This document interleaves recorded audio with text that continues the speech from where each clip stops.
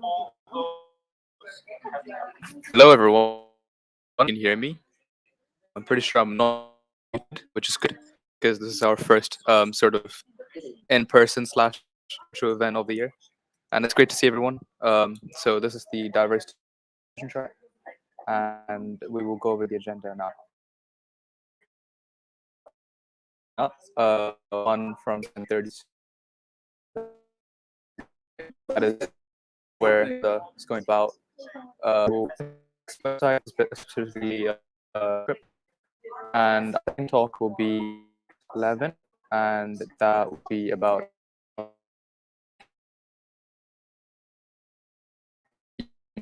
digital resources. So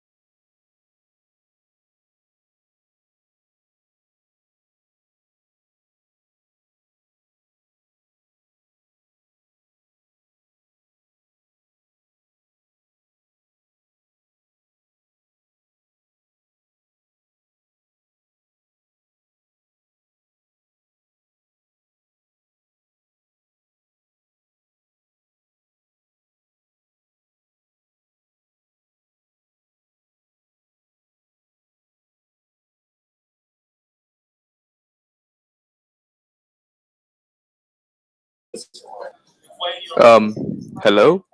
I hope everything is good now. Sorry, my Wi-Fi dropped, and so my connection ended. But yeah, so we'll go over the agenda again. I'm not sure if you guys heard it the first time. So we have two talks coming up. One from 10:30 to 11, where Anuradha will speak about inaccessible websites, specifically JavaScript. And our second talk will be from Shalini, who's here to talk about empowering kids, especially K-8 kids, to teach them about using low-cost digital resources. So about Anuradha, our first speaker, she comes from a front-end consultancy background, and she's a tech enthusiast, and that is why she's here to talk about how we can achieve inclusion through technology. Specifically, she's going to talk about how we can use JavaScript to enhance accessibility in web development. So welcome, Anuradha. Hey, thanks, Pranav. Hi, everyone.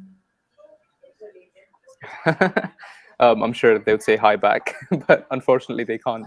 Yeah, that's, Yeah. but yeah, still, I'm glad to be here. Yeah, And anyways, how are you doing? I'm doing fine. How are you? I'm great. I'm great. And while I was just looking up information about your talk, I found out that when you're not coding, you love traveling, exploring museums, reading books, and sketching. So how's that going for you? Yeah, well, traveling and museum, but otherwise, reading is going on pretty well for me. So, yeah, but now things are opening up here in Netherlands, so I'm planning to go Hmm. back to visiting museums and all. So, in fact, I have booked tickets for next week, so let's see how it goes. That's good. And just to clarify, you're based in India right now, if I'm Oh, not no, wrong. I'm in Netherlands. Oh, right. That's good. That's good. I'm from All right. India. I am currently in Yeah. Netherlands. Yeah. I'm from India myself as well. All right. So without further ado, I'm going to let you get on. Thank you. I've shared the screen.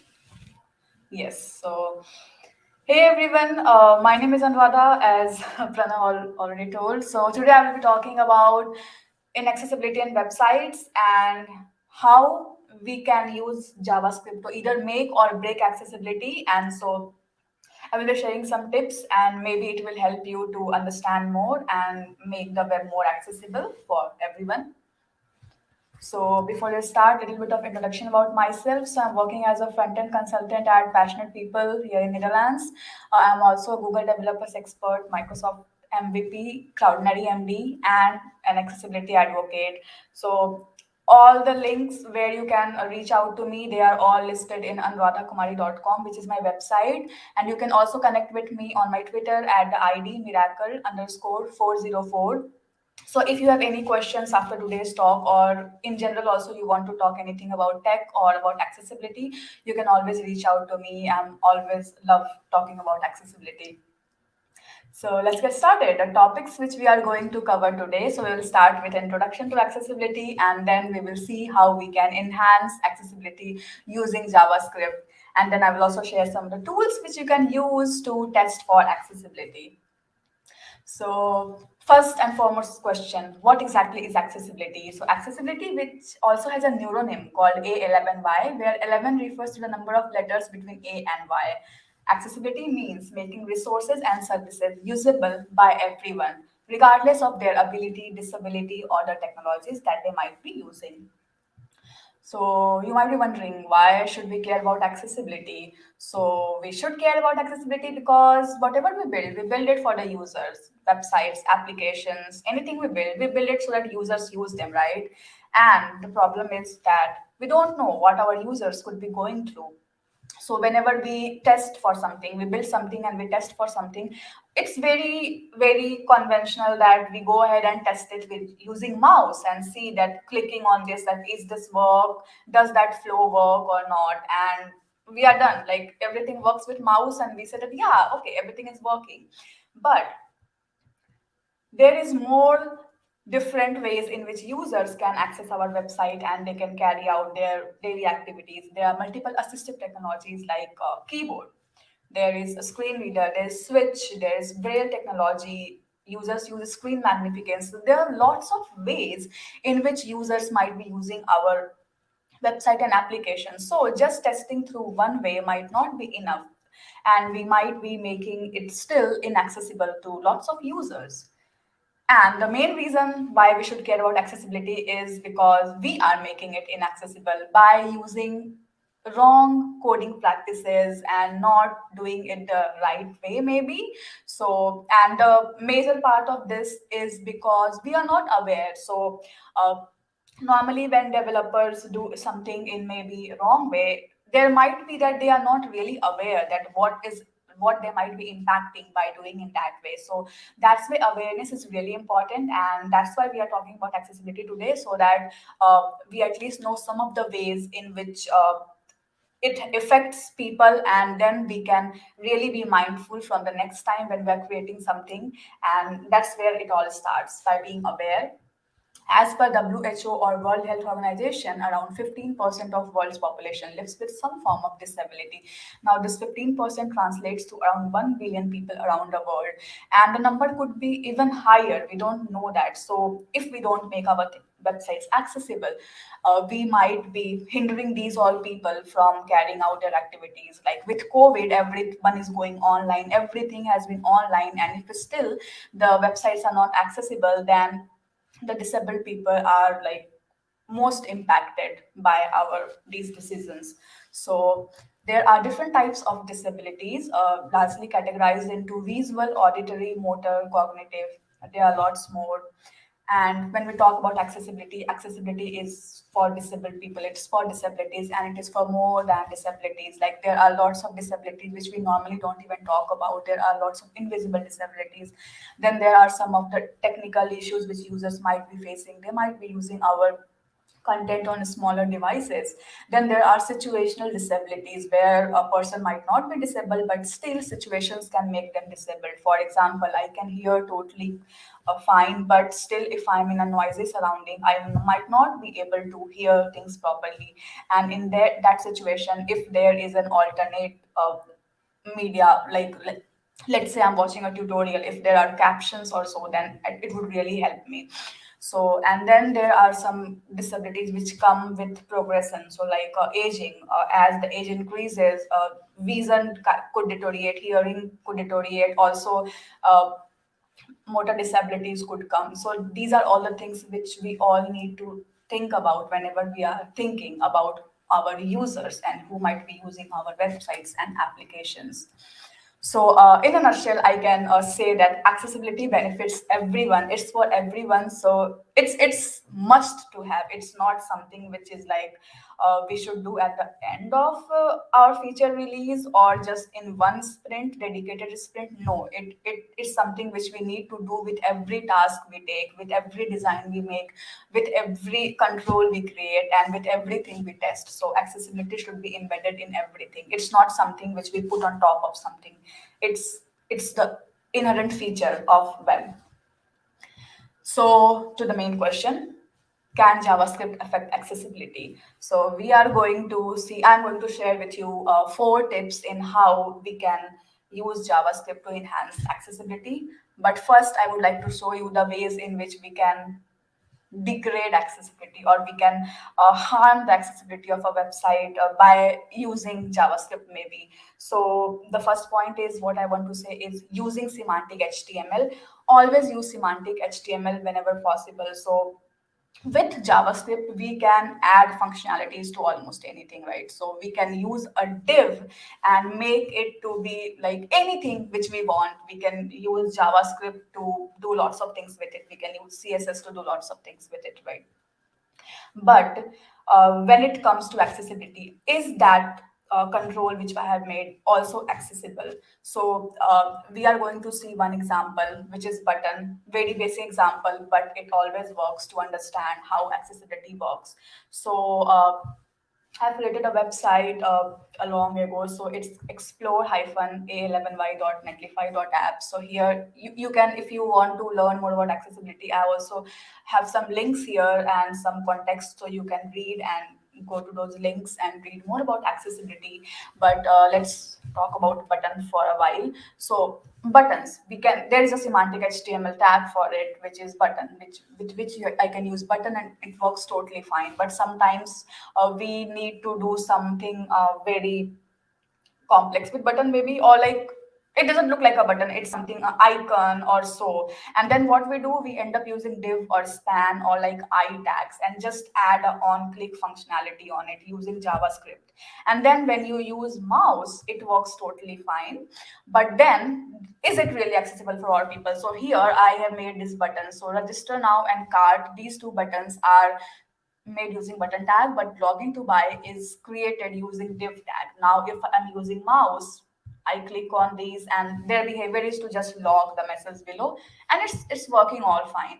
But let's say I am a user who is using keyboard, or so for today, all of the examples we are going to stick with a particular assistive technology which is using keyboard and screen reader. So I will be using keyboard and screen reader as a reference to see how things work. So let's say I come on this website and I want to log in to buy. So for that, I'm using a screen reader and a keyboard combination. So with keyboard, we can use tab to go through all the interactive tabs. So I will be pressing tab, and this register now gets highlighted. It gets an outline on top of it. And if I press enter, so the button gets activated, because this is how keyboard accessibility works.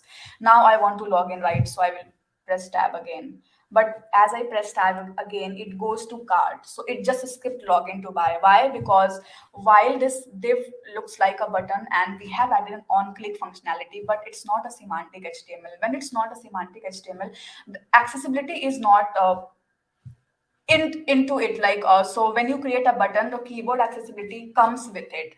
It's a semantic HTML element, and hence it knows that, yeah, even whether user uses a click via mouse, or whether user is using a switch or a keyboard to press enter or the space button, I have to trigger the action which is connected with that button. But for div, it doesn't work that way. So the HTML won't put that accessibility feature into it. So That's why it's now, as a user, I don't have access to this login button, so I can't log in, I can't proceed, so I just won't use this website anymore because I can't use. So this is one of the ways in which we think that, yeah, with using JavaScript we can do everything, and then we go ahead and do it, but if we don't test it properly, it might make things accessible. So what's the right way here? The right way is to use a semantic HTML. We can use semantic HTML and make it accessible. Now, there's a different aspect to it. What if there was some complex component and using a button won't work? So in that case also, if it has to be clickable, so you need to make sure that you also add key handlers to it, like key down or key up listeners to it, so that when the user is trying to use the keyboard, they can still access it. So if we see the example of this button, so it's a div, but to make it, first of all, it needs to be focusable. So you need to make it focusable via keyboard. For that, we use tab index of 0. And then you want to give it a role of button, so that the screen reader announces it that, hey, it's a button. And then in JavaScript, we always add the click handler. So that's it, but it just works on mouse. But if you also want to add a key down event listener, so that you can say that, okay, the keyboard users can also access it. So, and also you need to see that what's their the control is like. So for every control, there is a specific behavior with keyboard. For example, buttons, they can get triggered when the user presses space or enter, while the links will get triggered only on enter. So it's like that. So you need to use that key combination to make it accessible. Now, this seems lots of code, right? Lots of JavaScript. So instead, I would just use button if possible, so that I can just add a click handler and it knows what to do. It knows which keys to bind to by default. So we should always do this, and this is also one form of testing we should be doing, is using keyboard. Whenever you are doing anything, whenever we are creating anything, all the actions should be tested by a keyboard to know that if user is able to access that action, and is the user able to perform that action via keyboard as well. So that's using semantic HTML. Then just extending it to keyboard accessibility, because users can use users can perform different types of interaction with our website. So they would they could navigate with different elements on the website. They could click through different actions, or there might be some models which are open. Then users might be able to even escape that component or exit that component using the escape key on their keyboard. So normally, as I told, that it's taken care by semantic HTML, but then again, there are complex components which might not be really accessible. We need to really take care of their accessibility, and here is when JavaScript comes into picture. We need to write JavaScript in order to make it accessible, and one of the examples is models. So for models, let's see.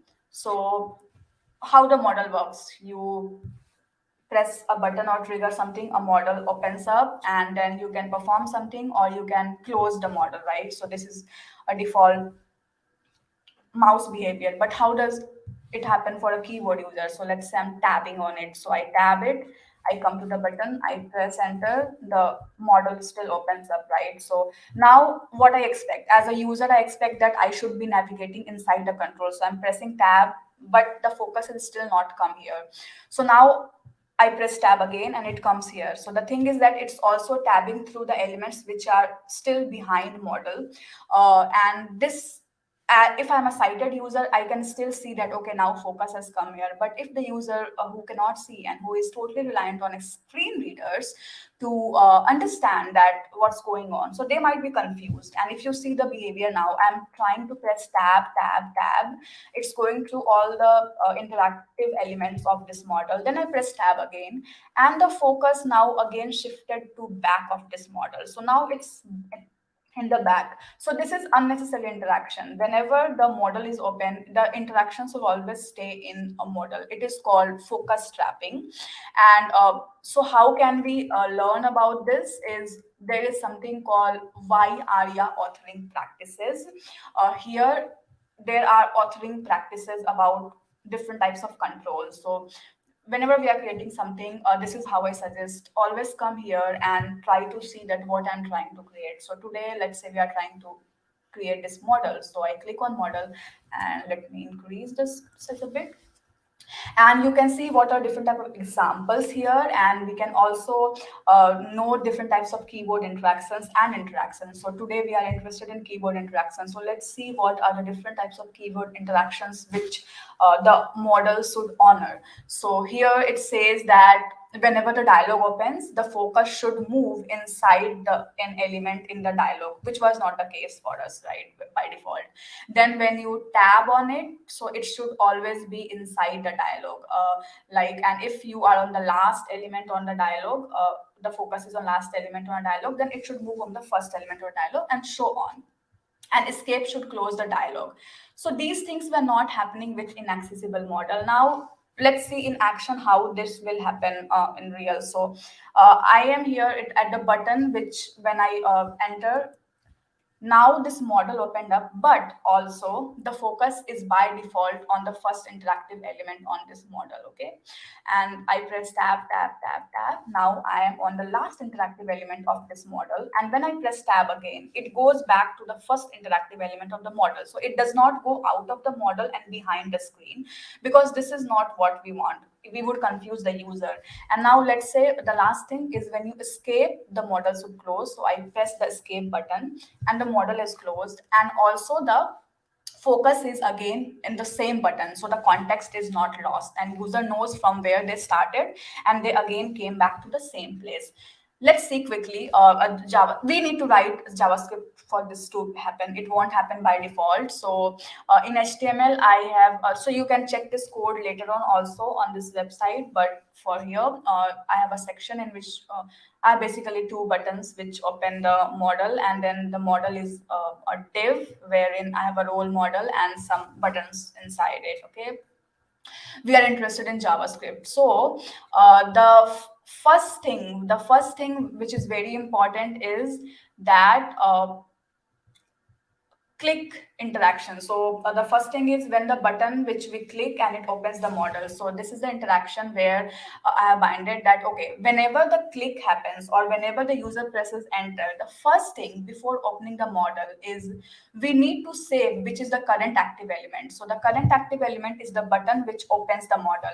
So what we can do is we can store that active element in a variable, and then we toggle the model. That is, now we show the model, and after showing the model, we want to have the focus inside the first actionable element inside the model. So for that, there is a function which you can write depending upon your context, but here it simply gets all the focusable elements. For my case, I have put it button. I just wanted to query buttons, but you can query all the different focusable elements which are on that model. So button, input, and so on. So here I just say that, okay, get me all the buttons on that model. And when I get all the buttons, I say that now return the first button. So that is the first interactive element in my model, the first button which gets returned from here. And then I say that, okay, I have got that button. Now what I have to do, I have to focus on it. So dot focus. And now this is what gets the focus on that first element, the cross button icon. Now everything works fine, and now there is one more thing which is very important and we need to do is we need to trap the focus. So focus trap is very important for models. So for focus trap, what we can do is that we need to handle that, because user will be pressing tab, tab, tab, tab. Okay, so we are adding an event handler to the key down, and then we say that uh, the event will come to us, and then we will say that, okay, if is the user pressing tab key? Yes. Then if the user presses shift and tab together, so it means we are going backward. Shift tab means going back in the interactive element list, and tab means going forward. So what we do is we already have used the same method to check which is the first focusable element in model and which is the last focusable element in model. We can have that elements ready, and then we just say that, okay, now if I'm pressing shift tab and I'm already on the first interactive element, okay, so I need to go get the focus to the last interactive element. How this works here, let's see. So tab, tab, tab, I am pressing shift tab, so it goes here. So now here The case is that if I am on the first interactive element on this model, and the user presses shift tab, so I want to go to the last interactive element, so I do shift tab and the focus has shifted to this. So that's the logic there. So using that, we can use the focus tab. And the last thing which we want also is if user presses escape key. So if the user presses escape key, I want to toggle the model, like I want to hide the model and restore the focus. What does restoring the focus means? Restoring the focus means, if you remember, when we opened the model, we had saved the reference of the button from where the model opened in a variable called previous active element. So we are going to use it and put the focus on it. So that's why that button gets focused and the user has not lost any context. So now this is the way in which we can make model highly accessible to all the users. So make sure that you are thinking along these lines whenever we are creating any component. Why ARIA is the place to reach out and look at these things. Okay. So the third tip is announcing dynamic changes. So we use JavaScript to do lots of dynamic things, right? So some of the things are notifying the users of the changes on the page. So let's say the view has changed. So user navigated to some other page, or there is a notification message for them. Or let's say user is filling a form and then there is some error or maybe success. So you want to tell that feedback to the user. So we often show a message to the user when in the form that hey, there is some error or a success, form submitted successfully. Now if you can see, you can see that message, but what about people who cannot see or who are totally reliant on screen readers? Again, they won't be, if it, we need to announce these messages to those users, right? So for that, again, we need to use something. So for that, let's first see an example. So what I have here is a form which just has a text. If you add valid text in it, like something, so it submits and the message is shown. And if you place something like a space or something, then it just shows an error, like error submitting form. So but how does it work when a user is using a screen reader? So let's see an example. So this is an inaccessible example where I haven't done anything else. I have just showing the message. Space. Space. So here the message has come, but there is no announcement by the screen reader. But let's see. There is also, we can add some attributes to it and then make it accessible to people. So here, Space. Space. Error submitting form. Please enter valid text to proceed. Select it. Oh. Form submitted successfully with text hello. Space. so we can see that in this case, the screen reader is literally announcing the messages as the messages are coming. So this is how we should do it. So how we can do it is there is something called role. So the element which shows the message, they can have a role of status, and or you can also add the aria live attribute as polite, which will tell that hey, this is a live reason and whatever message comes in needs to be announced to the users. And then using JavaScript, so whenever the submit click handler is called, what we can say that okay, if the some message has come or something, we can add the text content to that live reason. So whenever the text content get added, that will get announced to the users. So this is about adding the live announcers to the users. Space. Okay. Yeah. So we need to notify the users of the important changes on the page. The last one is respecting the user settings. So how can we respect user device settings? So there are multiple accessibility device settings on every device: Windows, Mac, Android, anything, Linux and all. Uh, so we will talk about animation. So in animation, this is an example for Windows in which you can show some settings like show animation in Windows, and you can turn it on or off. And when you turn it off, it means that user want to reduce the animations that they see. So animations are really nice and beautiful, and they really make our websites more catchy and attractive. But not every user likes them. There are some users that they have certain conditions, and then the animations really impact them. And hence what we should do is we should respect their settings. So for example, the users with conditions like vestibular motion disorder, they will find it very troubling to watch the animation. So in that case, what we can do is we can use something called prefer reduce motion, which is a media query, and then using this we can so using this we can say that, hey, when the user has no preference for this, then go ahead and add the animation. But if user prefers reduced motion, then maybe show very less animations to them, or maybe show something static to them. So that totally depends upon the scenario, but this is how it happens. And in JavaScript also there is a match media on window, in which you can say that does a user has any preference for prefers reduced motion. So if this match media returns true, it means that user has said that. And if they have said that, then we need to make sure that we do not we reduce animations as much as possible.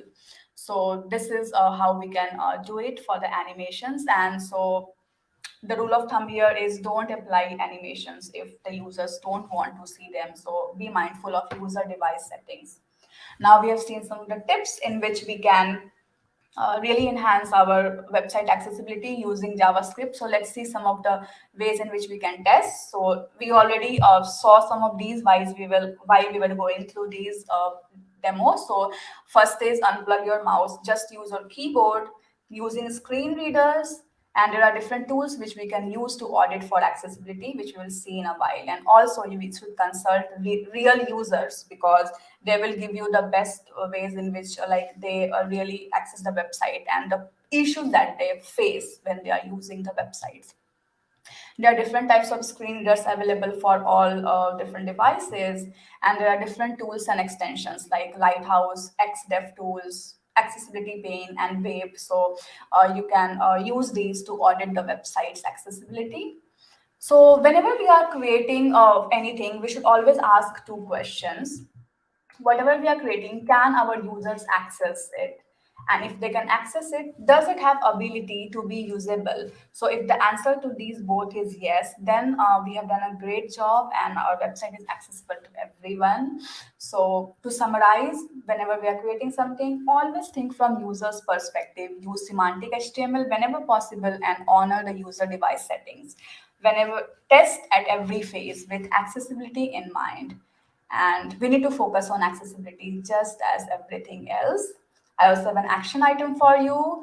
If you have learned anything today, please pass on the learning. We really need to create lots of awareness around accessibility. So let's spread the awareness and start coding with accessibility in mind. These are some of the resources which I have used. So I will be sharing this all these slides and everything at a website called anuradhakumari.com/tax talks, and I will also be pasting this in the chat so you can get the access to all. There is also a feedback form which you can pass the feedback to me if about this talk. And thanks a lot. I hope this was helpful.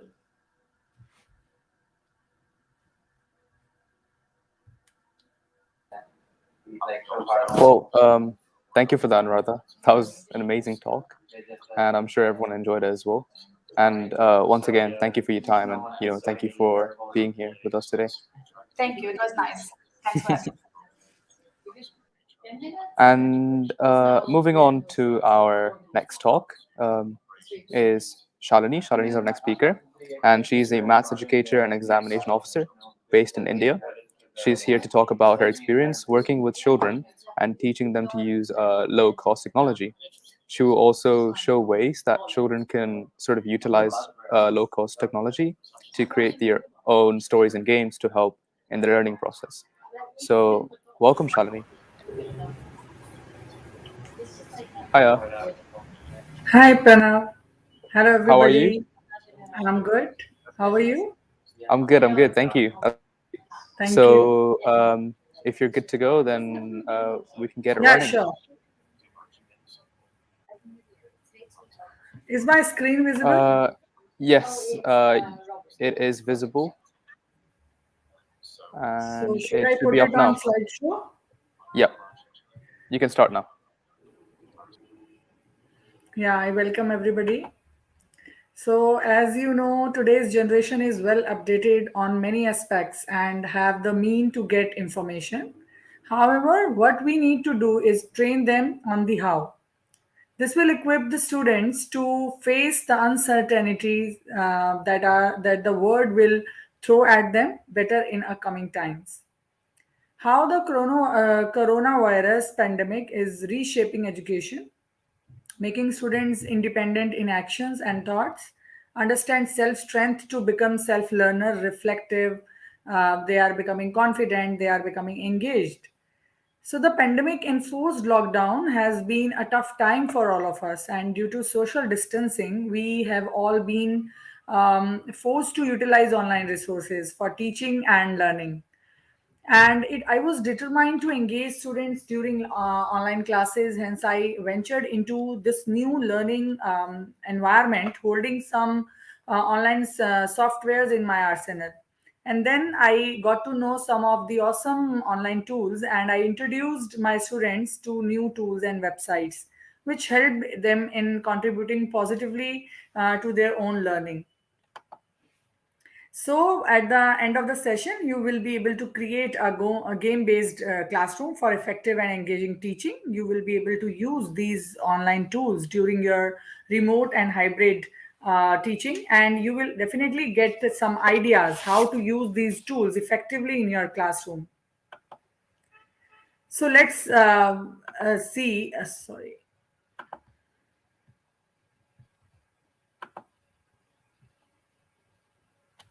Yeah, how we get benefit out of these tools? It will definitely encourage the involvement of the students. It will increase their confidence. It will help them to get engaged during remote teaching, and definitely it will add fun in with their learning, and understanding will become very easy for them. And they also get involved in doing things and thinking about the things which they are doing. So why to use these tools? Because they you can make, many benefits are there. You can make your free account to access. You can promote do group discussions, project work, your assignments, your activities, and these tools work on any device with a web browser. And you can provide opportunities to students to learn about digital citizenship, and integrate you can integrate it with your LMS like Google Classroom, MS Teams. And and along with it, it can these tools can work for lower, for higher grades, for middle grades. So your child, your student is whether it he or she is in pre-primary or middles or seniors, you can use these tools effectively. So these are some of the activities, the glimpses of the activities which I have done with my students. I'll show you the examples in my further presentation. Here you can see the screenshots of Padlet, Mentimeter, Flipgrid, Jamboard, and Pixin.com, and along with it, 3D Bear. So these tools are really amazing. So along with it, you can become a contributor in the field of education. These are some badges that I have earned. So an educator gets recognition by becoming Wicklet, 3D Bear, and Flipgrid ambassador. These platforms encourage collaboration with your community, and these tools give a comfort to of being connected with the students and keep a track of their learning. So first of all, I would love to talk about Wakelet. Um, Wakelet, what is Wakelet? First of all, if it is a new tool to you can know that this is an amazing tool to save, to organize, and share content from across the web with this tool. You can do it very easily. And how did I use it? There are multiple ways. Some examples are on your screen. You can do project work, like I did with my students. You can give them to explore any video on the topic, and they can watch it, and then they can share the learning with with their friends and with their teachers. So this project work will definitely enhance their ability of collaboration and engagement in the classroom. And this is very useful to check the understanding of your student at the end of the session. And you can promote peer-to-peer feedback by doing this project work. I'll show the example of that also. The second activity which I did with my students on Wakelet, that is teach more, learn more. So they were supposed to share a video on teaching a concept to their parent or to their sibling. So if you remember, when during our childhood, if I talk about myself, I used to teach the concept to my friends, to my classmates, to my parents, sometime for fun, and to my, of course, siblings, younger siblings. So that used to give me another kind of satisfaction and confidence. When we teach something, we come to know our shortcomings as well. So you can motivate them to take ownership of their learning. You can enforce their it can help to reinforce their concepts by instructing others. You can work on your weak points, or where you get stuck, you can work, or you can revisit the concept. Third activity you can do, you can create a newsletter of your classroom or of your school. If you are celebrating any week celebration or annual celebration, you can create newsletters as well. The fourth part is maths chit chat. You can express your views on the topic. You can invite them to express their views. They can write, they can record their voice, they can upload the images, they can upload the PDFs or links of YouTube videos or their own videos from Google Drive. So what I did, I gave them the topic, math is called the queen of sciences. So in this way, you can help them to improve their listening skills. If you are inviting them for collaboration, for collaborating project, so everybody will can check the uploads or the entries of other peer group also. If I am one of the student of the class, so other 29 or 30 students can check my videos, my text, my response. So they will learn in a better way. They will learn in I think new points as well. So they can also learn note taking skills. They can build their self confidence, and peer to peer learning, of course, will be there. The fifth project is research on famous mathematicians or food chain from science, or a monument from social sciences, or famous poet or poetess from languages. So in this way, they will learn how to use internet by using keywords. You can give them some of the keywords so that they can directly go to the information which you want them to, search, or you want them to add. And of course and research skills will get enhanced with these kind of projects. And they can create their books, their collection of books, their small library with we can call e-library with by adding some links of online books. And this is the blog, Wakelet blog. I will add the link in chat later, where you can find other ideas how you can bring, engagement or excitement in your class with the help of this tool. So this is my classroom project collaboration, where my students came together on one Wakelet and they presented their projects. I'll show you.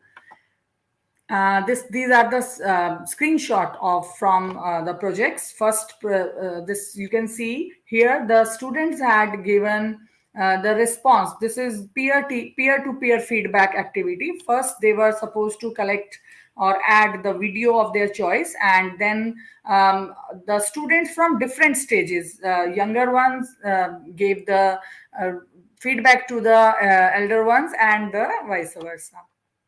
I will show you all the responses later. These are the pictures from some of the projects, like where they were supposed to add their favorite video on a particular topic. And in this way, why we were learning fractions, and they were supposed to add one favorite video there. So they got the collection of all videos at one place. They were not supposed to search it again and again. They just click one link of Wakelet, and they will get they were able to get all the information at one place.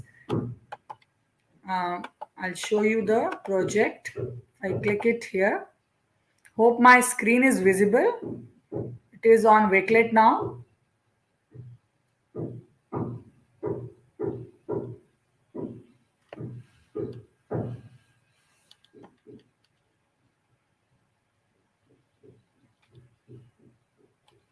This was the mass project.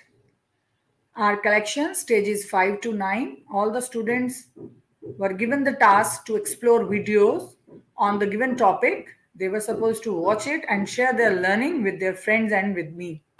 So that is a project where they came together and shared their learning with each other.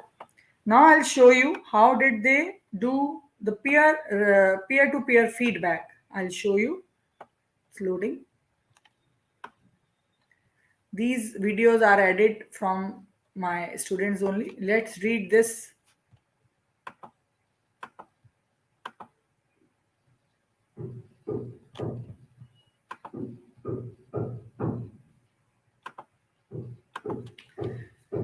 So this was the feedback given to a student who is in stage 6 by the student who is in stage 5. Lakshya BL, well done. Your video is very good about multi-digit multiplication. I learned so many things from this video, like how can we do multiplication in easy way. Thank you for sending this video. Prashwal BI. So this platform, this tool is amazing to do collaborative projects, and along with it, you can do other things also in your class. I'll show you some of the part, like you can change the language as per your choice. If you want to change it, the English language to, let's take,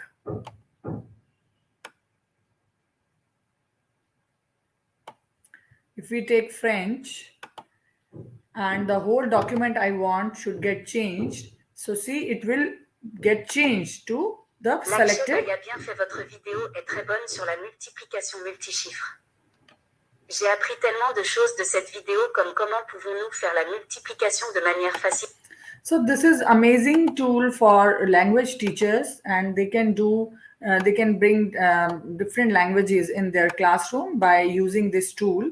Along with it, if you are a language teacher, you can easily use it for picture dictionary, or you can use it for your teaching them parts of speech. Let me do this. See, now you can see multiplication. Multiplication is noun, and you can see multi is adjective, good is adjective, and picture dictionary also you have enabled it, so you can see the pictures of the related word. So in this way, this tool can be used in different ways. You can upload your, if I want to add something, if you want to, your student should add something, there are multiple options. You can invite them to post their response of any assigned project by adding text, or you can see in this way they will write their text and they will click on done, and their text will be added in this Wakelet. If you want to upload the picture, if they have clicked any picture, or if they have drawn anything for the project, they can upload it. But the thing is, it should be saved in your computer on your desktop. So you will use upload the image, or you want to use from choose from library. It is inbuilt library of the Wakelet. Here also you can find different pictures, but not related to your assigned topics. This is bookmark. If you have already created Wakelets collection, so you can directly, if I have given an assignment to section A and I want to repeat that assignment in other sections as well, so I can just select from here bookmark, and I will add that that project in my other wakelets also, other selections also. Suppose I want to add this to here, this in this selection. So I will just click on add, and it will be seen in my this project, this collection, this project. And if I have done it by mistake, I can also delete it. So other part is PDF. If they have created some PDF of their responses, or you can also give them the worksheet to solve and convert it to PDF. They can directly upload their PDFs on your Wakelet. And other options are, you can add hashtags from Twitter, from Twitter. If you are using Twitter, you are on Twitter, you can add your tweets of particular hashtags. You can record Flipgrid responses directly here on Wakelet. You add YouTube links, you can add Google Drive links, you can add the response from OneDrive as well. So this is such an amazing platform or tool which can create or which can bring magic to your classroom. Now the next is Jamboard.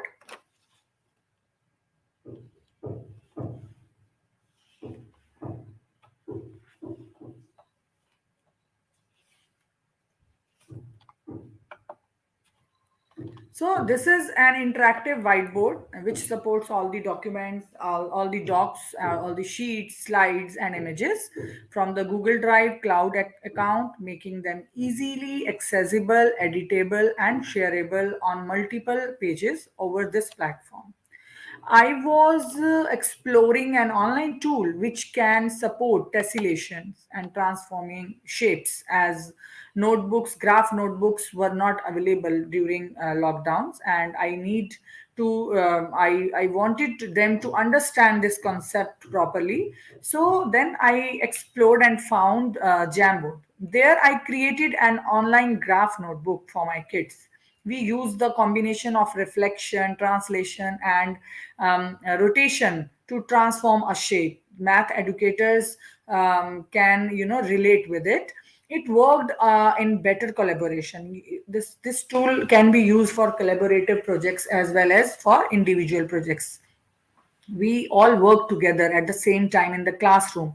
When we teach face to face in our classroom, we can guide them that this is your mistake, so correct it immediately in front of me, like this. So on Jamboard also we can do the same thing. You can witness, you can check your students work, or if you are writing something, you are making them understand something, they can also witness at the same time what teacher is writing in front of us. And in fact, the amount of people you can join a jam is unlimited. It presented a seamless and exciting way to plan and execute your projects within a team collaboration environment. See, these are the pictures, images from my Jamboard. This work is done by my students, and they learned first how to draw the graph, x-axis, y-axis, quadrants, a first, second, third, fourth, and they came to know about the negative and positive numbers, integers, how to place them, what comes this side for x-axis, and if we go to left side, then negatives. So these kind of things they learned very easily. So this is some of the pictures from social science project. You can use a sticky note option over there, and the students can be given the project on different subjects. Here is a project to locate some states, or this is the project where the question is written and the child is supposed to give the answer. You can invite everybody together. You can post the question and they can just answer on the same Jamboard. This is another activity where, using Jamboard, draw a flow chart showing the working of Indian Federation. So this is the flow chart. You can see the child has shown the answer in a form of flow chart. So now next is Flipgrid. If you can think, you can Flipgrid it, right? So sometimes, children feel shy to speak in front of all, or in the group of 30, 40 students, we cannot get time to give chance to everybody to speak. and everybody does not get chance, so they feel low that we could not get chance in during today's class. So Flipgrid is an amazing platform to empower students voice. Some examples are there. Just it is very simple to use, like Wicklet. You can create your account and you can share the link with the students to invite them for collaboration for your projects, for participating in your assigned projects. Similarly, Flipgrid also works like this. You have to uh, create your account on Flipgrid, then you will assign the assignment, or you will create the assignment or topic in your Flipgrid account, and you need to share the link with your students, the code with your students, and they will be a part of your collection. Then they are supposed to upload the responses and their voices. They have to record, and multiple this features, the amazing features are there to make your video beautiful and presentable. So how did I use it? It was, I created some topics for discussions, or like being a math teacher, I created topic on fractions, decimals, integers, comparing shapes, or being an SDG ambassador, I created some of the topics to spread awareness among my students on SDGs as well. So these are some of the examples where students can you can create your projects or your topics, like any elementary level, middle level, or high school. And you can you can use this platform for your personal as well as professional use. Same goes with Wakelet.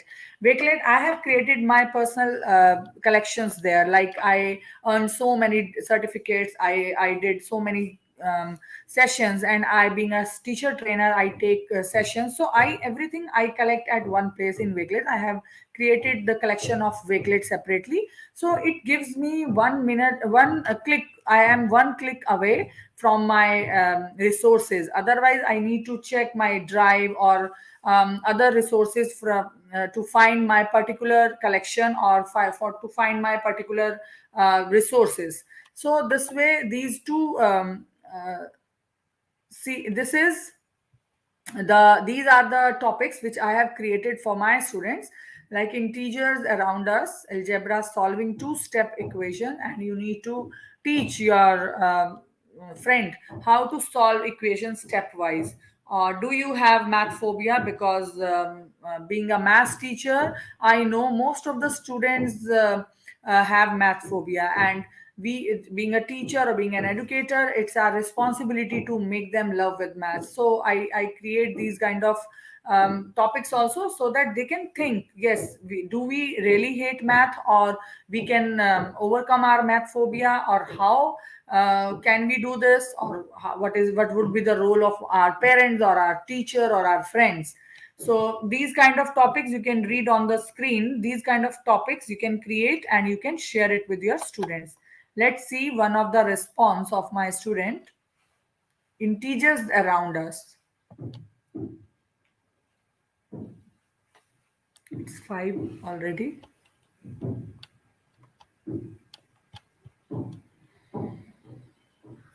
Hello everyone, I'm Akal Jain and today I'm going to be talking about integers and their uses in our daily lives. What are integers? Integers consist of 0, the positive numbers 1, 2, 3, 4 and so on, and the negative numbers -1, -2, -3 and so on. So what do we use integers for in our daily lives? So we should adhere to time as well. So I am showing you some glimpses, and this is the video on SDG 5, gender equality.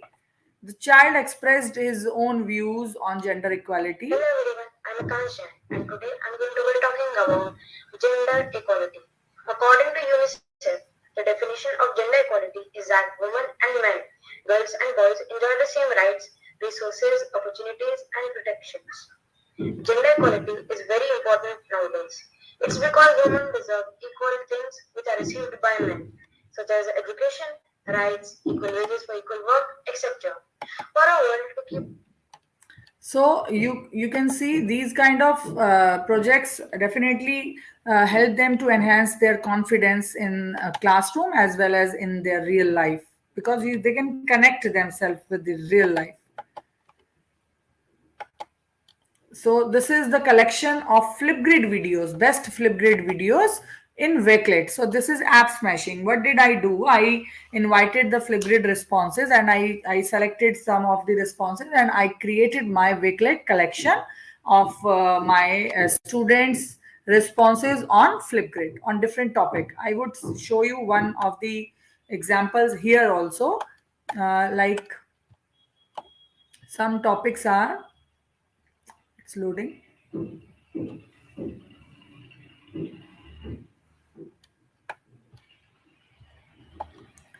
It's taking time. Some are, yes.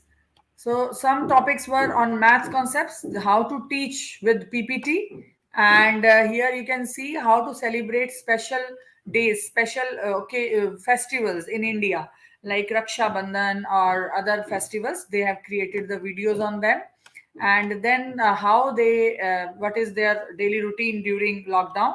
This is Father's Day celebration, how the children celebrated their Father's Day, and this is the video on how to come over your fear in math. So I'll show you one video on Father's Day. The child made a cake for baked a cake for his father, and see his father's response.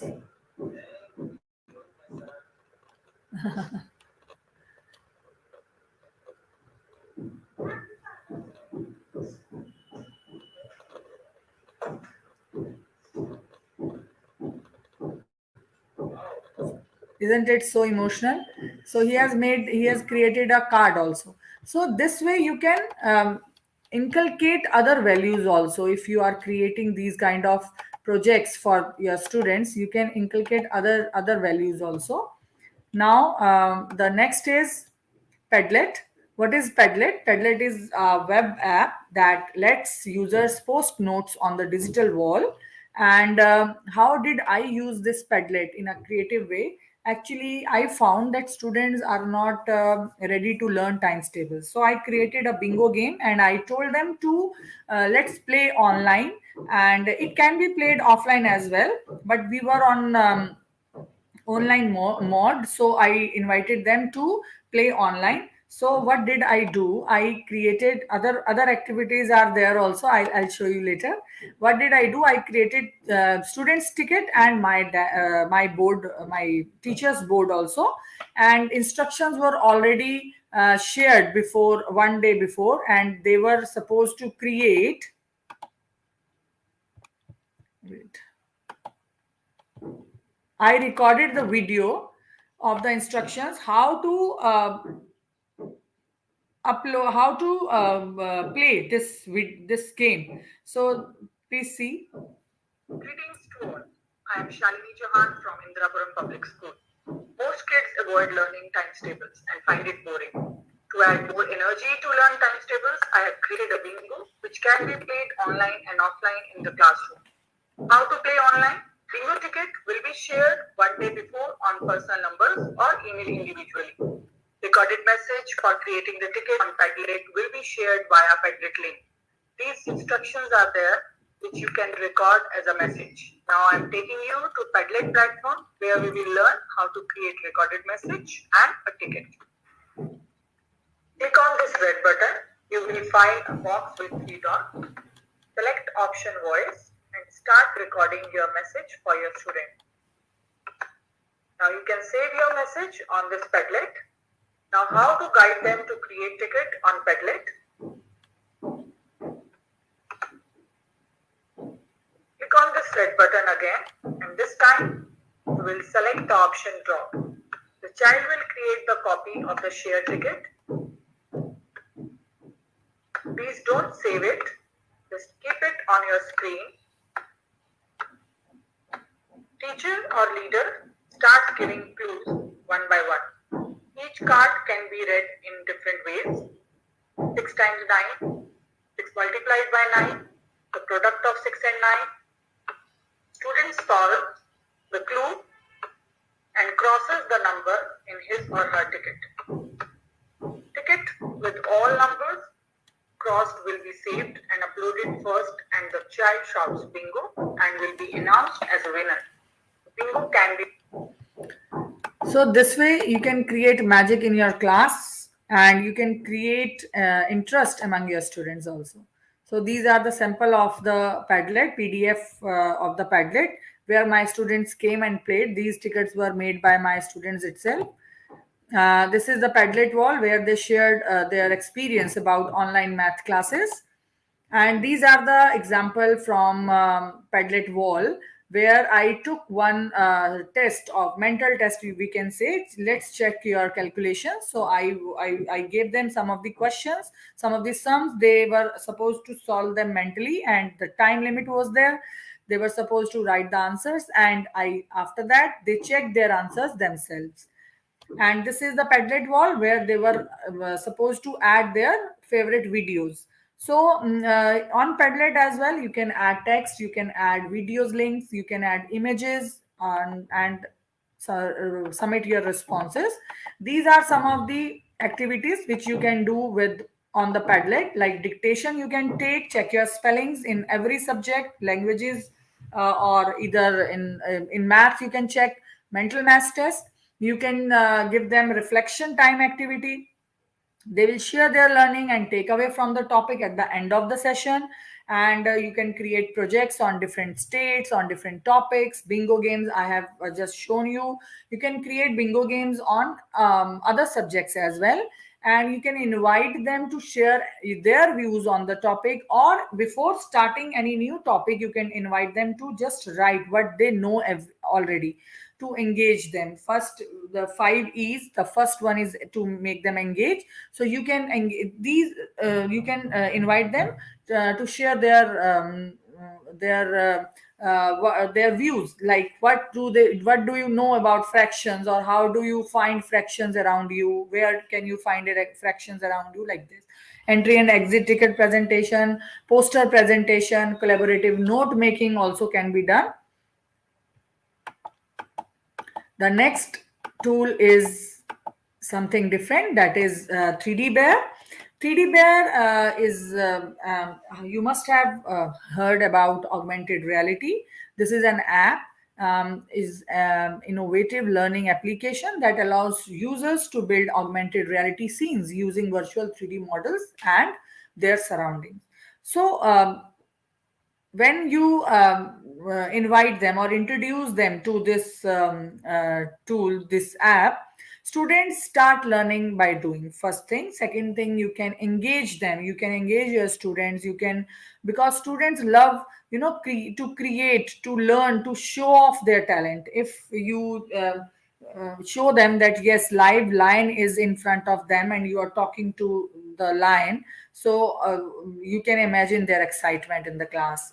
And distant learning, you can give them projects to make, whether they are on online mode, hybrid mode, or face to face.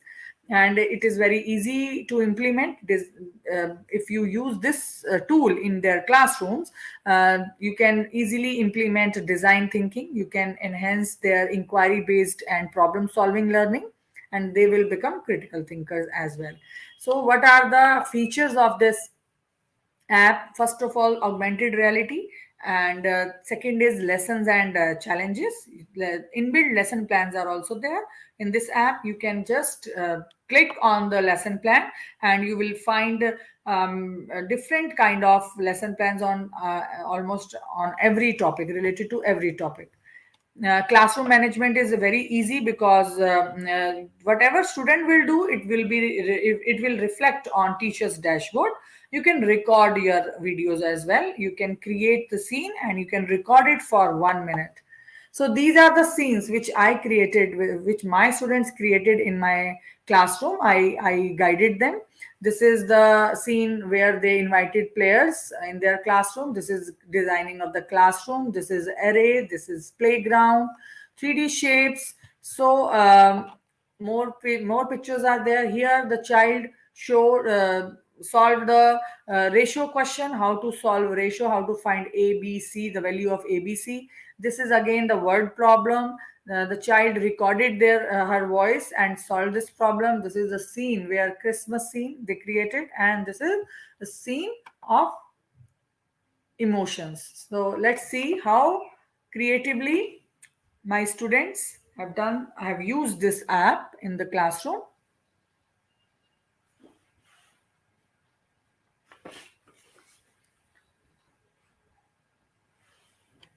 Hello everyone, I'm Nilesh from Stage 6.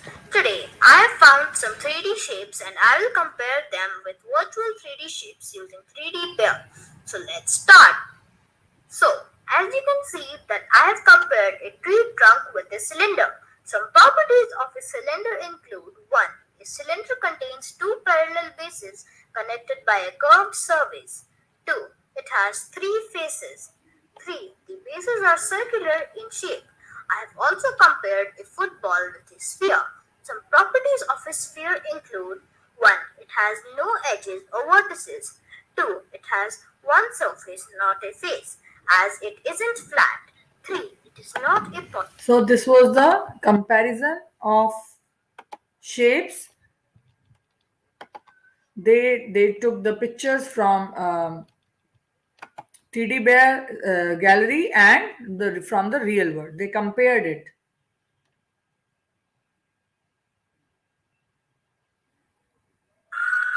This is Emotions by themselves are neither good nor bad. They are simply reactions. However, the way we act on our emotions can strongly affect our well-being. Today my friends are very happy as I have brought a new car. Look at their happiness. They all are dancing. Now the next is Minecraft. They created videos on this platform Minecraft. Though I don't do this, but my students are very talented, and they have created their SDG city where sustainable city created by my young change makers. Hello, I'm Nilesh. For the past few days, me and my friends Hetal and Kanav were working on a sustainable city. And today we present our city called Person. These houses were made by Hetal Sharma. This is the bedroom.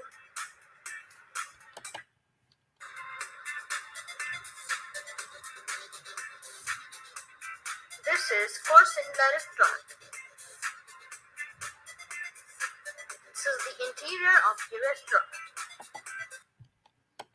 So this platform, this tool is used to create videos on maths and SDGs projects. Next is Pixton.com. Here I invited them to create comic strips on SDGs. When I introduced them to SDGs, they were not aware about all the goals. So I gave them the project to research about one favorite goal and just create comic strips on that particular goal. So they came up with such an amazing ideas.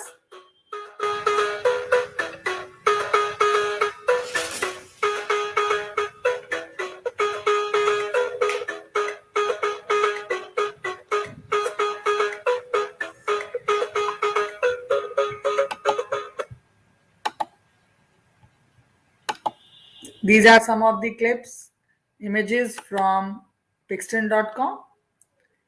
This is the response of one of the parent. Because we all this is the responsibility of all the stakeholders to promote these tools so that children can learn in a better way. And these are not costly at all. Everybody can afford it because most of them are free of cost. It's been a challenge for all of us as we were not ready for online classes. But tools like Padlet and Flipgrid have really helped the students and the parents stay connected and informed about their child's performance. Not only these tools are very innovative and the students enjoy working on them, they also provide requisite futuristic skills. They have made the whole learning process a lot more engaging and fun.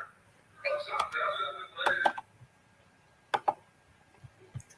So definitely parents, what is the benefit of using these tools to parents? No lockdown on learning, right? So connectivity through social media, parents feel comfortable to share their concerns with me even when we are not meeting face to face. I could develop a trusting relationship by having positive talks and discussion about their kids. So they all the most of the parents are active member of social media, also Twitter, Facebook. So they always give their responses, their positive motivation for us. And students, definitely they feel comfortable with these tech tools, and I try to teach them with practical approach. I always encourage my kids to employ all sort of innovative technology while doing activities, so it make them confident in this tech era.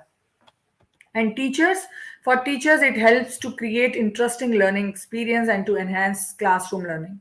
Teachers also enjoy using technology for good. They can introduce concept based innovative activities to students which enrich their learning experience in subjects. So this was all about my presentation. And if a child can't learn the way we teach, maybe we should teach the way they learn. And this is my mantra, and hope most of you do agree. Well,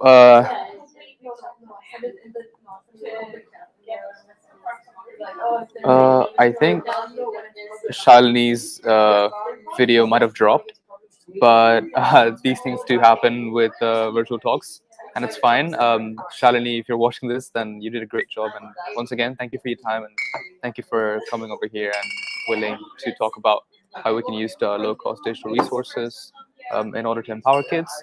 And now we will just have a short coffee break, and we'll probably be back in the next 15 minutes. So we'll be back at 12:05 p.m. In GMT. So see you guys then.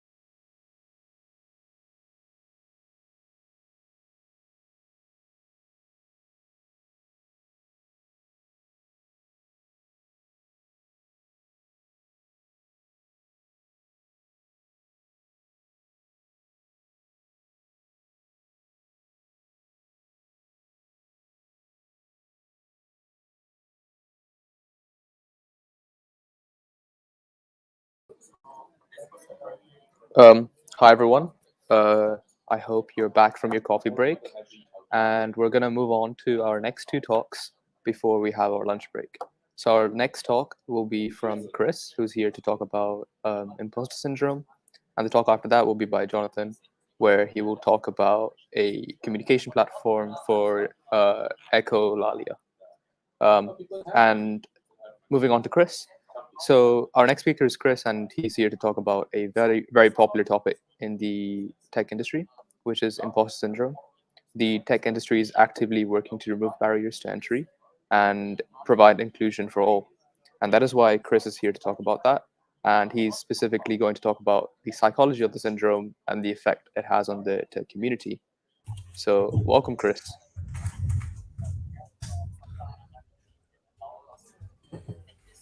Hey, I'm just setting up the slides again. Yep. Your slide should be up now.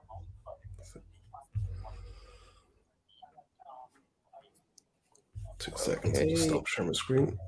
There we go. Chris, I think you're on stage now. Yep, sorry, 2 seconds. My slides crashed there. Yep, no worries. You know, these things always happen. Yeah.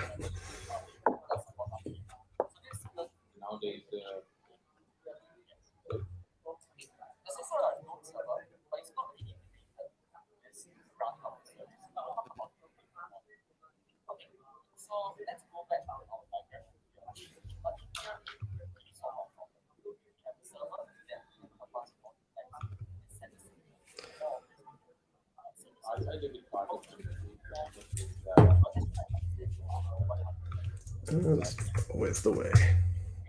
Yep, I can see your slides now. Should I share it?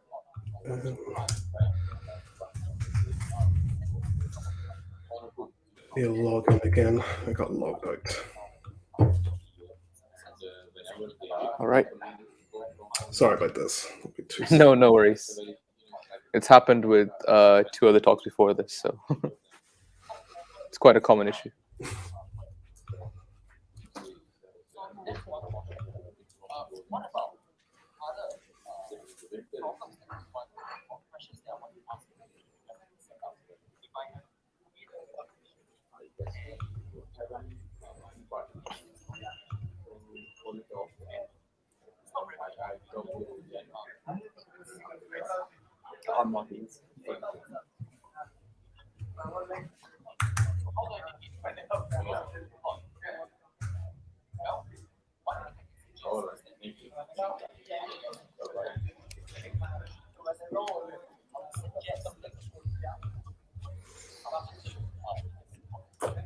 And we're there. Okay, I got it. Yep, that's amazing. So over to you, Chris. Thank you. So, hi everyone. I am Chris Laughlin, and today I'm going to be talking to you about imposter syndrome. So first, we'll get the kind of who am I out of the way. So I'm a principal UI engineer at a company called Rapid7. We're hiring. I contributed to an open source README file before, so now I'm obviously an open source contributor. And I've written a few SciPoint articles, so that makes me a SciPoint author. I like to think of myself as a jack of all trades, master of none. You can see in this photo here, that was the worst hangover I've ever had in my life. So let's kind of jump in. What is imposter syndrome? So if we look at the definition of imposter syndrome, also known as imposter phenomenon, fraud syndrome, or the imposter experience, it's a psychological pattern in which people doubt their accomplishments and have a persistent, often internalized fear of being exposed as a fraud. So we can kind of pick out a few words from this description. We kind of focus on, obviously, imposter syndrome, fraud, pathological, internalized fear. And we're going to kind of touch on some of these points as we go through the talk.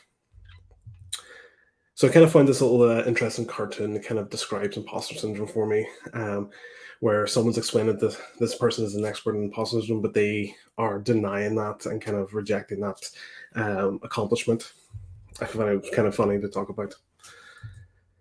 So when I was kind of looking into this topic and kind of investigating in about imposter syndrome itself, I decided to look at the Google Trends for imposter syndrome, and we can kind of see the search term appears around, middle of 2004. It kind of has peaks and troughs as we go through, and then we get a peak at around March 2014, and we get another peak at around February 2019. And I was kind of like looking at this and trying to understand like when the trend was going up and why it was going up and down so much. And I'm not a data scientist and I'm not good at like correlating information together, but I was kind of trying to think in my own educated opinion, like what is the relation between these spikes? And what I can kind of think to is, for me, this is around the time the companies are doing their compensation cycles, their pay rises, their promotions, their bonuses. And it's potentially people who maybe missed out on that opportunity, missed out on that pay rise, that promotion that they were looking for. And they start searching about imposter syndrome, kind of digging into that subject to see, like, do they suffer from it? And this is where that fraud kind of starts creeping into their mindset. Or potentially on the flip side of this, it's people who did get a pay rise or did get a promotion, but they feel like they didn't deserve it. And they feel that they're a fraud inside as well, where they, were given something that they didn't earn. That's kind of my opinion on it. I'm not 100% sure, but that's kind of where my thought process is going through. And that kind of led me down the path of what, different types of imposter syndrome could be and what it is. So we're kind of first going to start off with like my story to kind of go through, and hopefully this will kind of give a vision into like imposter syndrome itself, how it affects different people. And like, this is where the points that I kind of picked things out of for it. So I started off as a junior developer, as many of us do. Bright-eyed, ready to jump into the world of tech.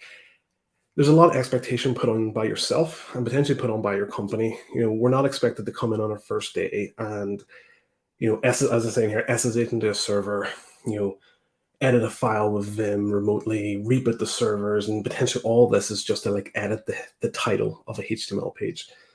I don't think people would do it like that in today's technology, and probably wasn't going to be done like that when I was starting in tech. But we kind of put this expectation of being able to know the tools and the systems inside and out and know what we're doing. So I kind of started learning and growing a bit more. And in my first job, I kind of always looked at the place that I worked was a little pond with some big fish. And these big fish are your like architects, senior developers, principals, these people that are the go-to that, when you have a question, you go to them and you're going to get an answer. They're the kind of people who are going to solve that problem for you immediately. And you kind of always feel, can I ever get to that point? Will I ever be one of those people? Am I going to have to work day and night to get to this point? And I was kind of liking the fact that I noticed whenever I was a junior, I could see these senior people flexing their tech muscles and, being able to show off that they knew everything and how everything could be done. So I kind of always challenged myself that could I push through and try and get to that point. And I even I remember in my first role, me and a colleague had this thing where we would, make a competition of who could fix the most bugs in a day. And I always likened to that we were speed running development. And I'm sure the customer and the clients were happy because we were doing so much work in so little time, but we were slowly starting to burn each other out. But as part of that, I kind of learned a lot and pushed myself a lot to kind of get to the point where I then became that big fish in that little pond. After a while of being in that position, it was time to kind of move on to my next role. So then I moved and I ended up in a bigger pond, but with even bigger fish. And I kind of felt like I had rolled back to the very beginning and I was that, junior developer again. I had to start upskilling and doing more things. I walked into this company and people were doing really excellent, cool things, working on cloud services, doing all those really complex algorithms, AI, data structures, all that kind of stuff. And I was back where I was again at the start. I had to, start learning, start grinding again, start pushing where I could go. And again, the fraud, the imposter syndrome starts kicking in for me. Then I discovered tech Twitter and blogging platforms. And I'm really, big on Twitter all the time. I'm always checking it. But at the beginning, it was so tough to see all these people constantly tweeting really interesting, inspirational, potentially tweaking solutions to code that I was working on, but also working their normal jobs. I was like, how can these people find the time and the focus to be able to do all this kind of work? And same goes for blogging platforms, like Medium, which was big at the time. There's Dev.to. People are writing really good articles that are helping me in my day-to-day job. Like I'm very happy that they do this. But I always kind of sat and I'm like, I could never do this. How am I going to get to this point? Where do they get the time of the day? They must be so much better than me. I'm an imposter in this tech industry. So we kind of talked about the kind of story, and we kind of pick up little notes there. So now let's kind of look at different examples of imposter syndrome. We have perfectionism, we have overworking, and we have discount and praise. So we're going to dig into each of these one by one and kind of look at examples of it and some ways that we can help prevent that. So let's start with perfectionism. I can admit I am perfectionist at points, and I have been more in my past. But I work with a lot of people who are perfectionists, and you probably work with people yourself who are perfectionists. It's the kind of person that whenever you're maybe on a team stand-up or a status call, they're the kind of person that says, I'm just about finishing, it's going to be ready next week. And next week comes, and it's also going to be ready next week. And it's not that they're not working or not achieving their goals. They just can't let go of this idea that it's not perfect, it's not ready to hand out. They can't just let that feature release. Or it's the kind of person that will always shy away from, showing off or pushing out their work to production because they're like, I need to just make sure it's quite perfect. I need to just get that last little bit. And in reality, nothing is perfect. This talk isn't perfect. I got logged out of my Google account before I was able to share the screens, and then I struggled to get my phone to allow me to log back in. This conference isn't perfect. It's amazing, and I thank the organizers and all the speakers and people involved. But the thing is, there's no such thing as perfectionism. You can't have this perfect ideal. If you think back to that example, that person who wants to make sure it's perfect before they release it, release early, release often, let that stuff out. So these are the kind of things that we can action on and we can improve and help perfectionism. So take mistakes in your stride. And this kind of alludes to the idea of, I tell people a lot when I'm working with them, nobody learned from success. They learned from failure. You have to fail before you know what success is. Push out that feature, write that test, interact with that user. If it doesn't work, that's not the end of the world. You've learned something there. You can only take what you've learned from that failure and then turn that into a success. Push yourself to act before you're ready. So this kind of harks back in that point of, I'm not ready to release this feature. It's not ready. It's not ready. It's not ready. Say you're working on a new feature for your product and you spend 6 months building this perfect, even though it's not perfect, because perfection doesn't exist, this perfect feature. You deploy it out. Your customer has gone to a competitor because they've released an early version. It's probably worse than what your final version is, but they had that feature, and then they could incrementally work with that customer and deliver a better experience.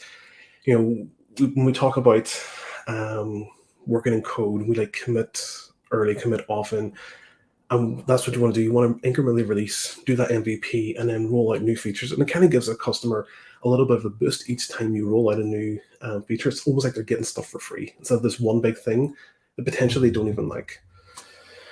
The last one here is about forcing yourself to start on that project or that side task or the thing that you do. We all go through phases of like, oh, I have this really cool idea. I'm going to work on this in my spare time. You're probably never going to do that. Or I'm going to work on this, in work, or I have this cool idea. There's no way of fixing something. I've bought this domain name and I'm going to do something with it. You're not going to use that domain name unless you force yourself to do it. It's kind of pushing yourself to get into that mindset of like, I'm going to work on this task. I always think back to whenever the first lockdowns had happened, I always kind of wanted to get into streaming on Twitch. So I decided, right, every 2 weeks, I'm going to live stream on Twitch for 2 hours, and I'm going to learn a new framework and build an app from start to end and deploy it as part of the rules of that. And that allowed me every 2 weeks to learn something new, achieve my goal of streaming on Twitch, and push my kind of capability in tech. Next, let's look at overworking. Kind of on the last point there, we talked about, I am guilty not only of this, but of all of these. When I was doing that Twitch streaming, I was working my normal job, coming home or being at home already. I'm working all night, researching, finding ideas, building out POCs, and then streaming.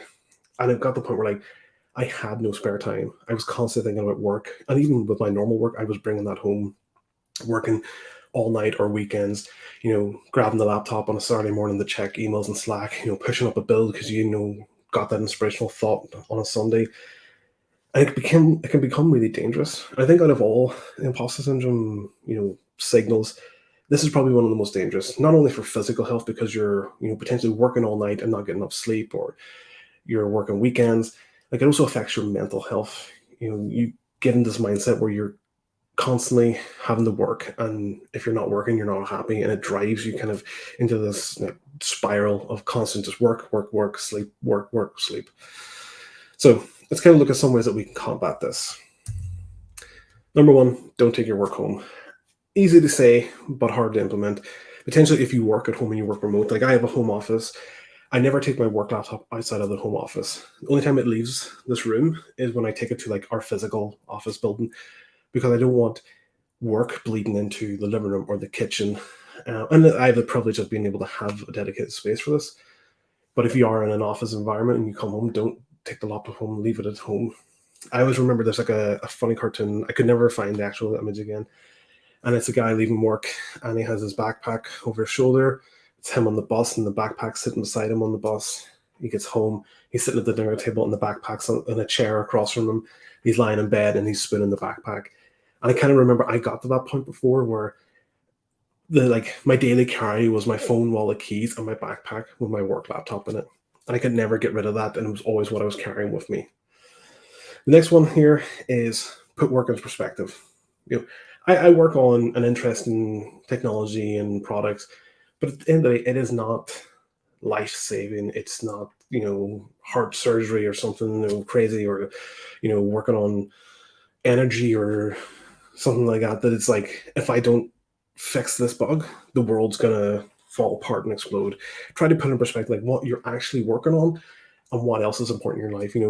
Fixing that bug on a Sunday morning, or taking the dog for a walk with your family, and going for dinner with friends, weigh up what's going to happen. I always think when I was preparing this talk, it was a very dark kind of theme of, you can work all your life and achieve all this great tech, but then when you retire, you need to make sure there's people there that you can hang out and retire with. And then the last one here is taking control of your workload.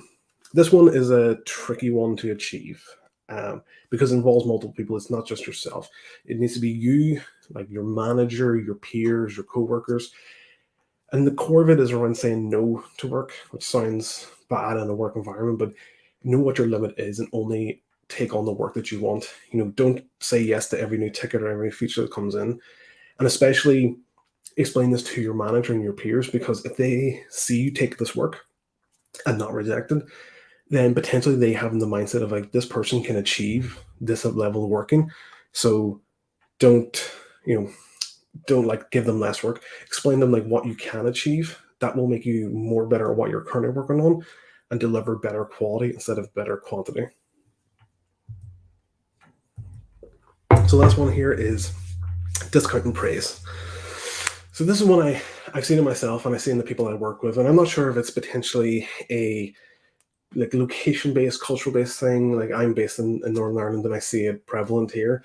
And it's this idea of rejecting praise. So let's take an example of Bob has been working on a feature, and he shipped it. The customer loves it, did really well.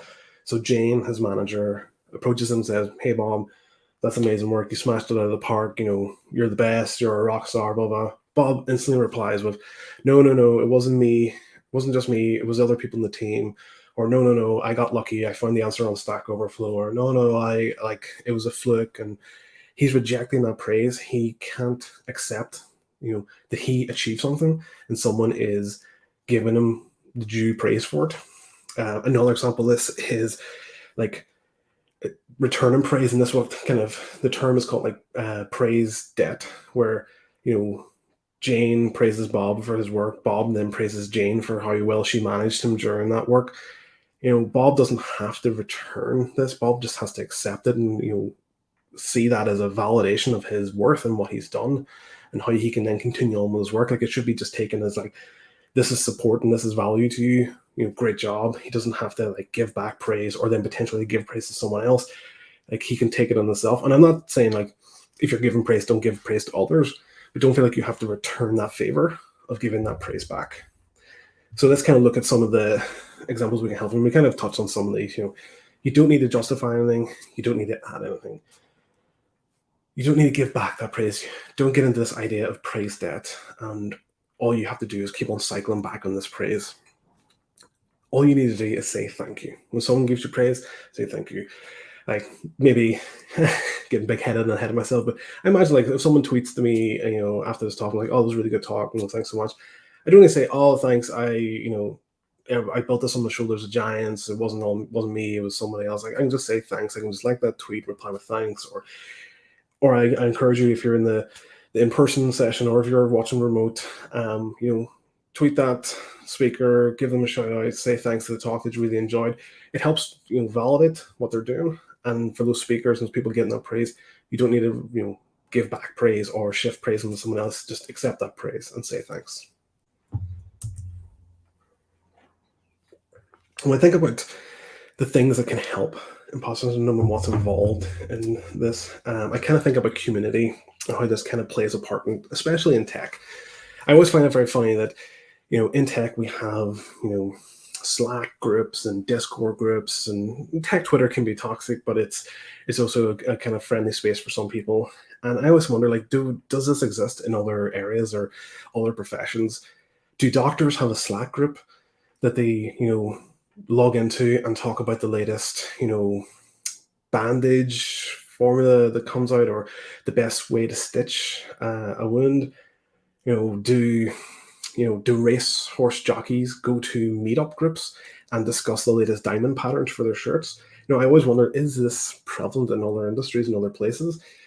Because I think tech is very special at the moment, where we do have these arenas or avenues or places that we can share with other like-minded people and get support and respect and help each other out. I'm part of a local Slack group here in Northern Ireland, and it's really cool to like log in and see so many people talking to each other, helping each other out with problems, sharing information, just kind of keeping each other together as a community. And I think that's kind of something that's strong that we can lean on as people in tech. Whenever you are feeling that imposter syndrome, when you are feeling that doubt, you can share with others in your community who potentially everyone in that Slack group feels the same way as you are, but nobody wants to really talk about it.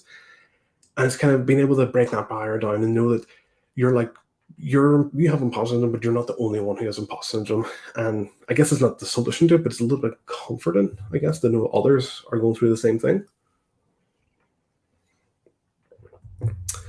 So we're kind of getting to the point where, like, how can we combat imposter syndrome? So this is kind of some of our final takeaways and our final ways to pick this up. So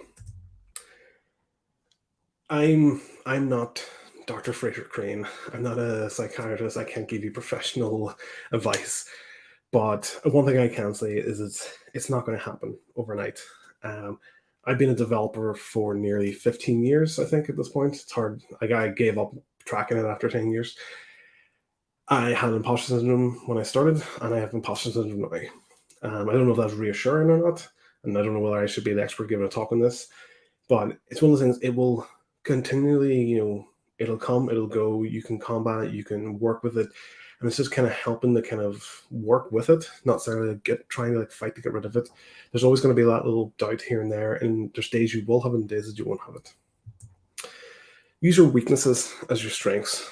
And this is kind of one thing I thought more about, when I was going through my tech career, and what can I do to, show off what I know, what I learn, and get validation for what I know.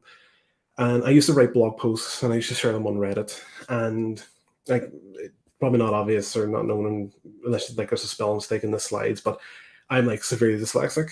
I'm great. Thankfully, I work in tech where we have spell check and auto completion, and now Copilot, writes the code for me.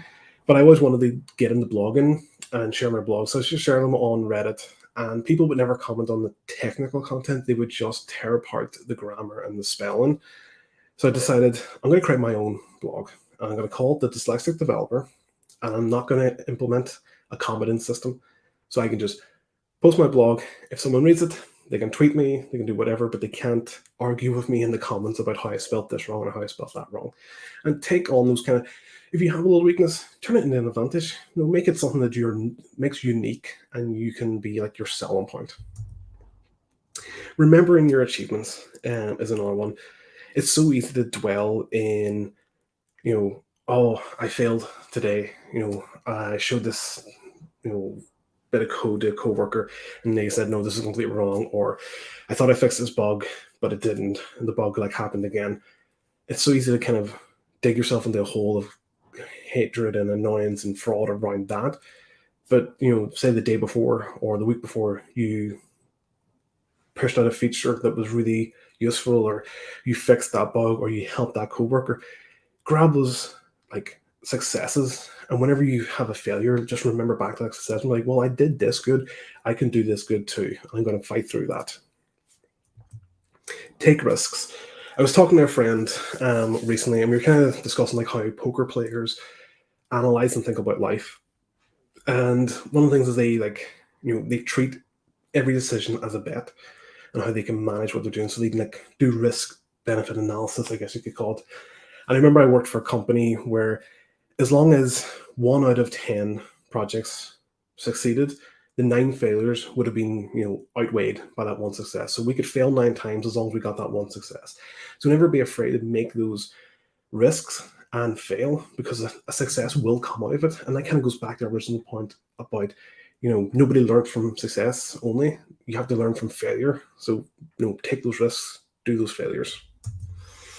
And the last one, I think is really important, and it's kind of what drives me into speaking and tech talks and conferences, is mentoring, which is kind of ironic for someone who has imposter syndrome. You feel like you're a fraud and you don't know what you're doing. But an amazing way to get that reassurance is to teach. If you can teach someone, that you can do it. So say if I'm teaching someone how to write a React component, and they are able to do it, then I know how to do that. I get that validation. I get that kind of reassurance that I know where I'm going and what I'm doing. And there's always going to be that one person before and after. You may be sitting there thinking, who can I teach? What can I teach? There's always somebody who's been a step or two behind you that you can help bring them to your level and bring them closer to where you are, and help drive and mentor them, and building that reassurance and getting that kind of validation from teaching somebody can really boost your mentality and boost your idea of I know what I know, I can teach it. Thank you very much. It's been a great experience to give this talk. You can see the slides here, not that there's a lot on them. Cheers. Thank you very much.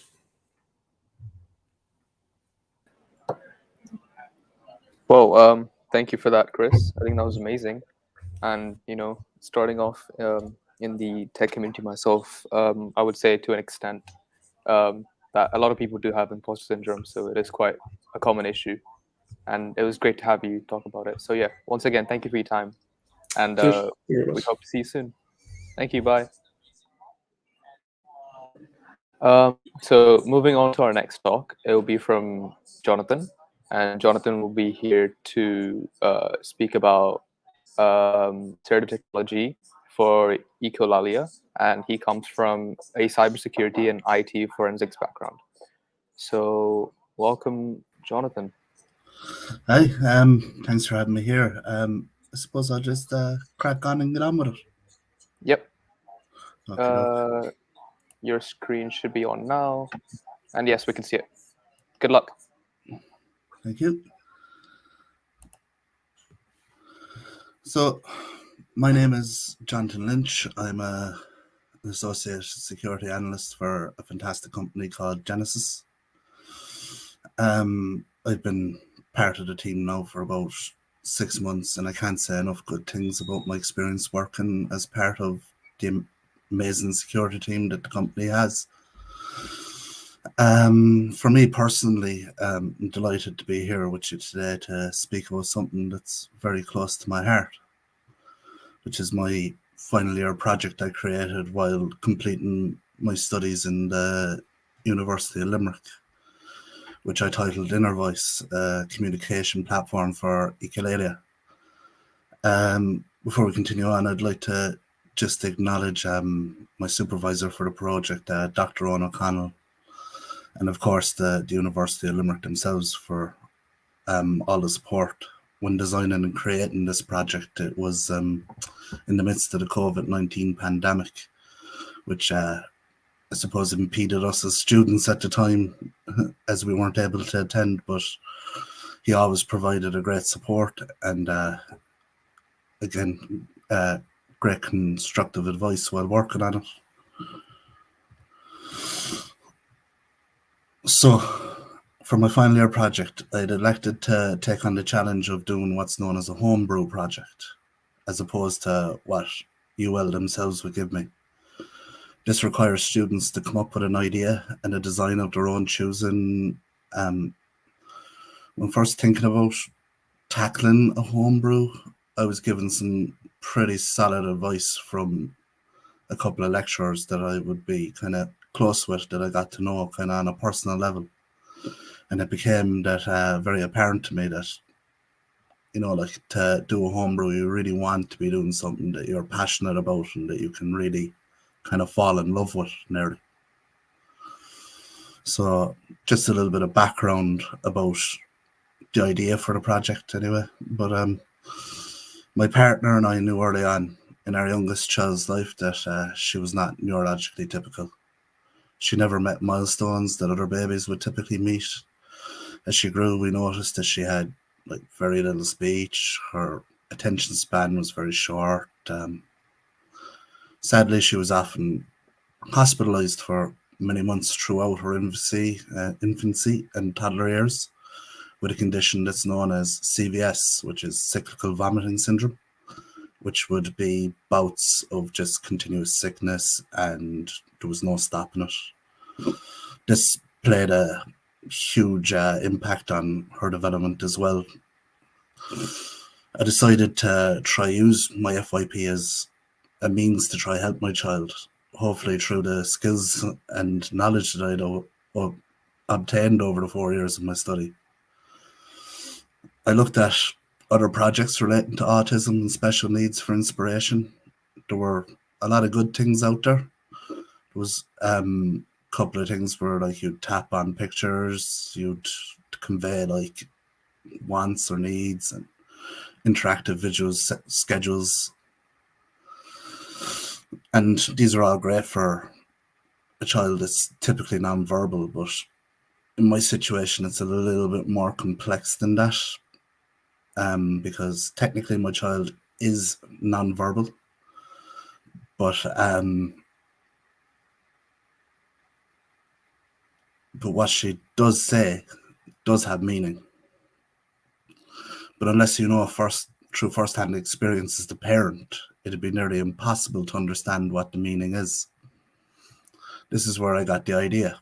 I was going to design and implement a device that would translate my daughter's words or phrases. And being so involved with autism and special needs on such a regular basis, I take my understanding of autism sometimes for a little bit for granted. I'm sure most here have heard about autism, but just in case anyone doesn't know, autism is a brain-based developmental condition where the brain hasn't developed in a typical way. Studies on this have shown differences in the synapses in the brain being distinctively smoother than that of someone with a more typical brain. Autistic children usually have communication difficulties, narrow interests, repetitive behaviors. Signs of autism might be noticeable in infancy or early childhood. These could include like a lack of interest in other people, lack of eye contact. Autism, they say, can be diagnosed roughly from around the age of 2. An early diagnosis is crucial because this will provide with interventions, and that makes a huge difference. Autistic children are usually either under or oversensitive to taste, touch, sight, sounds. For example, they might be easily upset by a certain sound or talking, which is very applicable to my case. Sometimes they might only eat certain foods because they have a certain texture to it. At times they might seek kind of messy sensory play, like messing about with sand, slime. You'd often see a autistic child like flicker their hands in front of their eyes to watch the light kind of change. My child now would exhibit all of these behaviors. In the first year of life, parents might notice their child's lack of interest in other people. Many of these babies don't make eye contact with their parents while being held or during nappy changes. The lack of other behaviors such as smiling and gestures is also a sign that a child isn't developing in a typical way. As they get older, signs might be a child not responding to their name or focusing narrowly on activities such as lining up toys, like little figures or cars or whatever.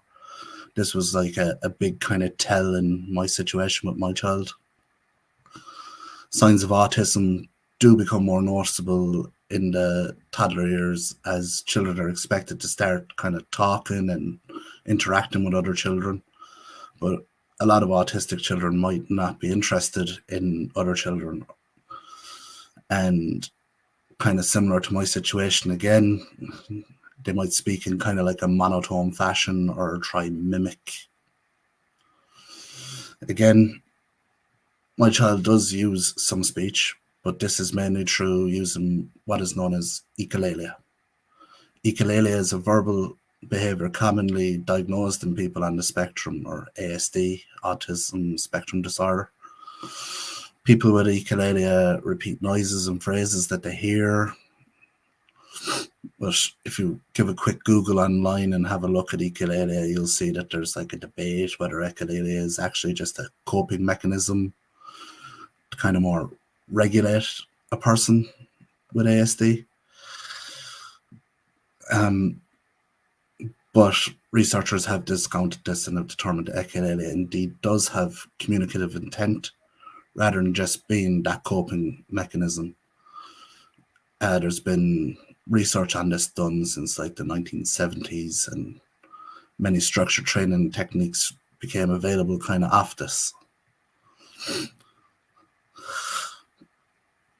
Again, my child does use echolalic phrases to communicate certain wants and needs, but she is technically non-verbal.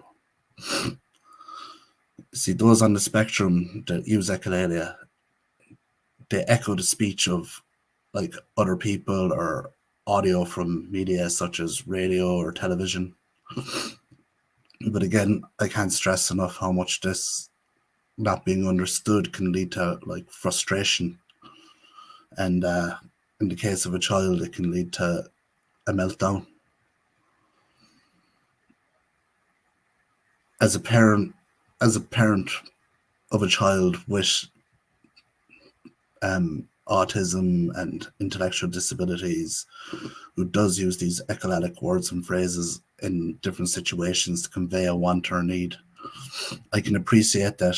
I understand 100% what my child says nearly 100% of the time. But for a new teacher or new special needs assistant who don't know her, will not have that same understanding. So just to kind of give an idea on this, like words that she would have used would have been kind of like packet of potatoes, say, like, or crisps. Like she would say crips, blue crips would be Walker's cheese and onion. Red crips could be Doritos. She's quite fond of those too. Another phone is another word, is another phrase that she would use. This means that she wants her ear defenders because there's a noise that she's not currently liking. One she used to say was when she needed to use the toilet, she used to say blankly. I don't know where she came up with that, but it kind of became the toilet command. She used to say an important one was tummy, which was basically she didn't feel well. That was kind of important for us with the CVS. So the original idea was to build a device to store a predefined meaning of words to output the correct translation where needed. I knew the design needed to be simple, as in my case, I wanted my other family members to be able to use it easily. But I also retained that long-term goal of her SNAs being able to use it just as easy. On average, it'd be unusual for a case of this, a child with this kind of severity of autism to have more than 50 to 100 words, with saying that 100 words would be more on the high functioning side of the spectrum. The initial goal was to try compare pre-recorded sounds to sounds in real time. The pre-recorded sounds would create a dictionary of the vocabulary that is personal to her. And when a match is found, the translated meaning will display as text to the screen. But as I'll discuss later, the idea and concept kind of evolves from that. But we'll talk about that soon enough. So I had no experience really with anything to do with physics or science. I didn't do either in school. So I felt it was kind of important to understand the medium I was kind of working with. So sound is a type of energy that's made by vibrations. In speech, the energy is usually expelled from the lungs. At the larynx, this flow passes between the vocal folds. When any object vibrates, it causes movement in air particles. The air particles then bump into other particles close to them, causing them to vibrate. Also, this movement is called sound waves. Sound waves keep going until they run out of energy. If a person's ear, or in my case, a microphone, is within range of the vibration, the sound is heard. The energy created can then be converted into an electric signal using the microphone. The electric signal is an analog signal in its rawest form, and if it is sent directly to a computer, the computer isn't going to be able to understand it. So the analog signal must be converted into a digital signal using an analog to digital converter. Excuse me. Through using a USB microphone, I discovered that this analog to digital conversion, the operation was actually taken care of for me. The ADC takes the analog signal from the mic diaphragm capsule at its input and converts that signal to digital information, which it then outputs. USB mics also have an inbuilt amplifier, which makes it unnecessary to use an external preamplified circuit. By using a USB microphone, I could also directly connect it into the Raspberry Pi without the need of a sound card. The digitized sounds are then filtered to remove noises in a process known as noise reduction, and using complex natural processing systems, as my project does leverage Google Speech API, which utilizes machine learning algorithms to convert our speech into text. Microphones are transducers that convert mechanical energy into electrical energy. So basically, like, analog signals are AC voltage. All microphones, excluding some maybe like fringe caveats, do this by a mean of a vibrating diaphragm that moves in sympathy with sound waves around it. The back and forth movement of this diaphragm then causes the creation of an AC voltage often through electrostatic or electromagnetic principles. So from that, I seen that like the pros of the digital microphone was that it was easy to use and it was just simply plug and play. It had zero latency headphone monitoring also built in, which was a good plus. As USB microphones have their own built-in ADCs, computers will communicate with them as if they are their own audio interfaces. Digital audio workstations and other computer-based recording software will only accept one input interface and one output interface at a time. This means that when you're using a USB microphone, you have to keep in mind that you're limited to one microphone at a time, although there is kind of complex workarounds for that. From the research I gathered at that stage, I'd concluded that I needed to conduct my testing in an open area with no obstacles to impede the microphone listening. I decided that the most logical place to conduct it was in the living room, with the Raspberry Pi and microphone set up underneath the display mounted on the wall, as this was right beside where I have my daughter's sensory kind of / play area set up. I took extra care kind of when I was doing all this and to avoid extra kind of interference and noises, as this is kind of like your greatest enemy doing a project like this. I also decided that all testing would be conducted at times when there were kind of no other electronics or electrical items in use. And now that I kind of had a plan and a strategy in place on how I could obtain these sounds, I could now start with the assembly of it and the implementation. I researched online to see what was already on the market. I noticed that many devices will aid full non-verbal people, but there was kind of nothing of note for someone in my daughter's situation that would be considered the in-between of non-verbal and verbal. An example I found that I thought was pretty good was called Vocal ID. This allows non-verbal people on the spectrum to construct sentences by tapping on pictures on the screen. The concept was kind of like a main inspiration to me, as the device is exactly what I was looking for, which is an extension of the user. But then again, it works perfectly for those that are cognitive enough to be able to form sentences, but just don't have a voice.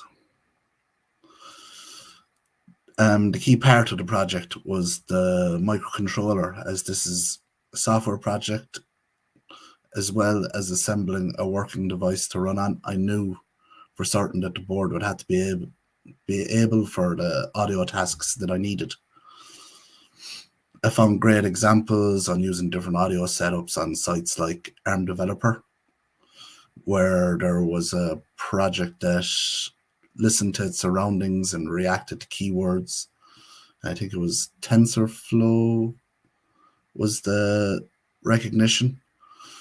So for this reason alone, it made the ARM Cortex M3 kind of like a viable option.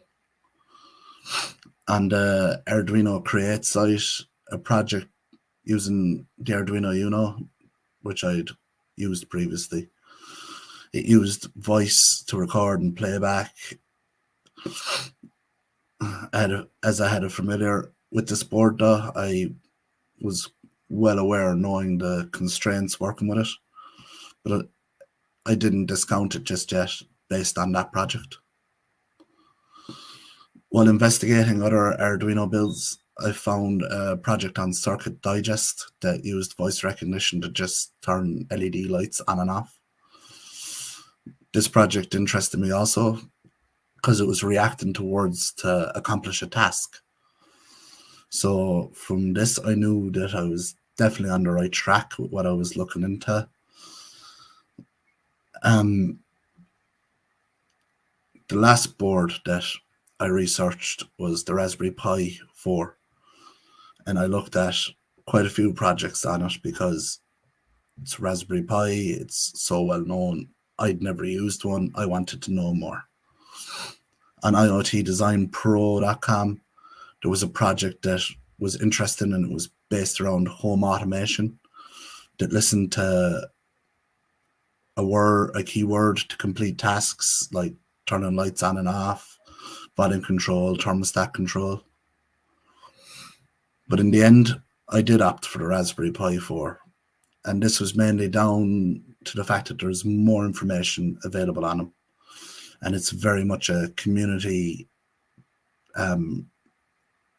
driven kind of audience there, with ample forums and sites that have project ideas. Another reason the Raspberry Pi was chosen was I wanted a way of carrying on my studies from a module that I'd done in third year, which was called Embedded Software. And that's where I had previously worked with the Arduino Uno. But again, as I said before, I had concerns about the limitations with regards to the power and the memory with using the Uno. Likewise, I stated that I'd viewed the ARM Cortex M3 board, but it seemed to be kind of like at the other end of the scale. So I didn't want to break the bank, as the ARM Cortex boards are considerably more expensive. But again, thanks to the university, they did kindly supply me with all the major parts for the project. So I chose the Trust Gaming microphone as it lights up. My thinking is that my child enjoys LED lighting from a sensory point of view, and that by having a microphone that illuminates colors, I thought it would be more appealing and enticing to use. To maintain the safety of the Raspberry Pi, this was important that I purchased the ASM 1900136621 case for the Raspberry Pi Model 4. And hindsight was brilliant thinking, because the Pi did get dropped when my daughter was just having absolutely none of Daddy's testing. The case itself is excellent, and it efficiently keeps the device safe while maintaining full access to all pins and ports. The design itself provides enough ventilation for the Pi, which is important because Pis are passively cooled, which means there's no fans. So the final kind of stage of my assembly was getting the Raspberry Pi OS on my micro SD card, which I had from a previous project that I was working with. For the image installation of Raspberry Pi OS with desktop, the recommended card size is 8 gigabytes. The card I had was 32, so I was in absolutely no danger that way. Raspberry Pi have a graphical SD card writing tool. It's the easiest option, as it will just download it and install the image automatically onto the SD card. Once it was installed, I connected it to the Raspberry Pi itself. The SD card is located just on the other side, so it just simply slides in. So now that everything was assembled, put together, the next step was to start doing some hardware testing to check that the microphone is connected with the Raspberry Pi. So through the LX terminal, I used command also mixer. So that verified that it was connected, I could see. And then to test the microphone for recording using the LX terminal again, I just used the arecord command and recorded a quick test file. And then to play the test file, I entered the command aplay and the test file name. Before I could actually get started with the coding phase of the project, there were certain libraries that I knew that were needed for the coding process. The speech recognition library is used to perform speech to text with Pi. The Pi audio library is needed to get data from the USB microphone. And I also installed at the time eSpeak, which I was thinking at the time that instead of just having it displayed as text, it would actually speak it back to me. But with regards to the speech recognition, the document is really good. Contains every publicly accessible object in its library. You can find the document under reference library reference.rst.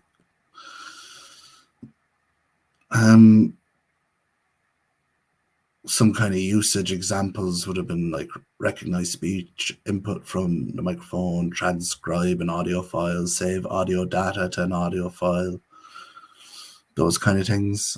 To use all the functionality of the library, I needed to have Python 2.6 up, no problem.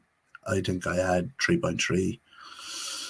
You needed PyAudio 0.2.11 and up because we're using a microphone.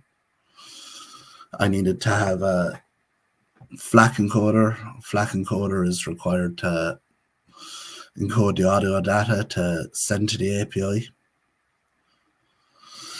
So majority of the projects I researched, they used Google Speech API for creating their software. If you look up a lot of forums and websites say this is down to Google's high degree of accuracy. And I have to definitely agree, it was definitely more accurate than anything else that I tried. And although I did install eSpeak, and it did work as expected, I had to kind of remove this from my project as my daughter absolutely hated the sound of the translation being repeated through eSpeak or any other speech or any other text-to-speech module. So my initial idea was to directly compare input words at a frequency wave level. With this method, I discovered was rarely getting a match, as the precision involved would require more than just 2 semesters work. So for my first test when I was doing it, I'd have 2 WAV files being opened, and the idea was to use the read frames method, and if they were equal, it would print exactly the same or not a match. But as I said, wasn't very well. If it was the same, fair enough, but any slight bit of a difference, it just didn't find a match. For my second test at comparing WAV files, I tried installing some extra libraries to see if I could improve the accuracy of it, like SciPy, Jupyter Pandas, SymPy. The SciPy.io wave rate module defines the following function. So SciPy would need to be passed the file name, the rate, and data as its arguments. So the parameters would be file name, which is like the open file handle. The rate is an integer, which is in samples per second. And the data would be a 1D or 2D NumPy array of either integer or float type data. While the methods would work, if a match was found, it became obvious that it was an inefficient way of trying to accomplish getting a translation kind of consistently. I did try continuing research for solutions. I came across things as running a sliding window, FFT, DFT, which is fast Fourier transform, discrete Fourier transform, which would look at the spectral energy density of the various frequency groups. If the energy density is the same for both samples at the same time, you consider them then that they were equivalent and the same. Another solution was called hidden Markov models, HMMs.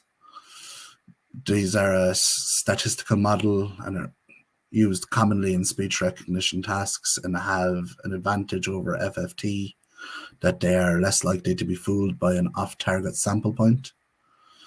HMMs build a probabilistic model of a pattern, in my case, a sound wave, and will give you a likelihood that the sound wave will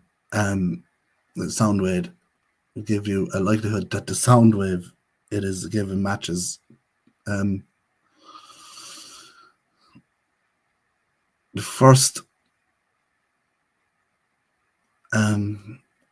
first wave file as a training set and the second as the test set. Sorry, it's kind of getting confused there with what I had in my head.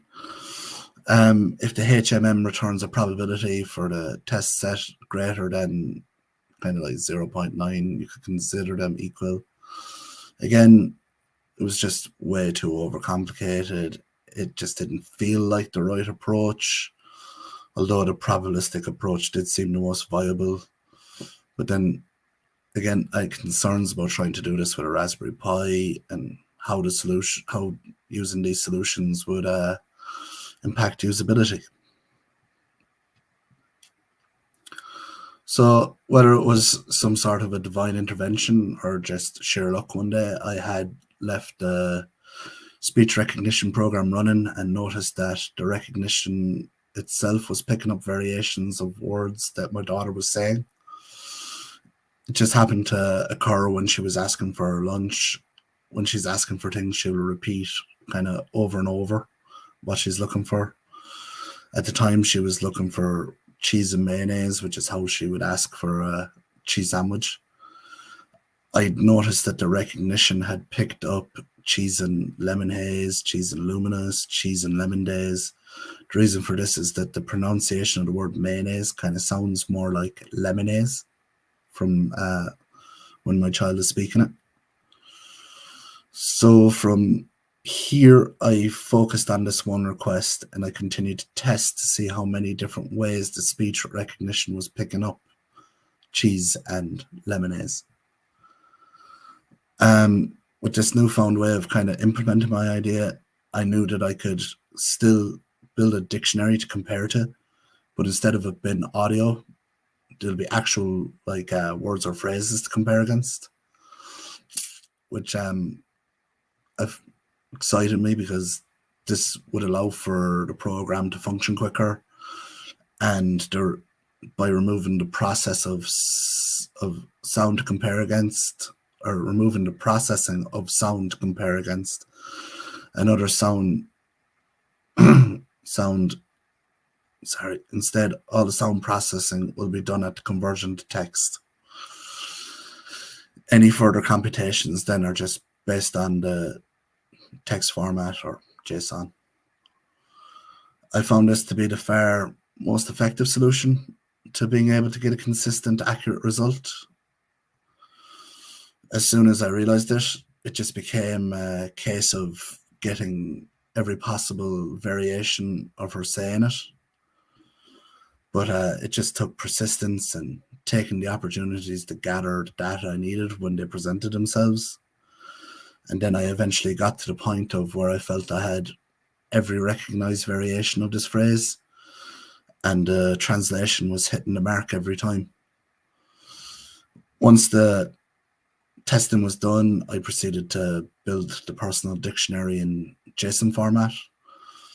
Although I was confident in my new approach, it was gratifying to see it kind of work without any issue for the first time. Now that I'd started to yield kind of more consistent results, I could then start to focus on building my GUI, my graphical user interface, to run these functions that I created.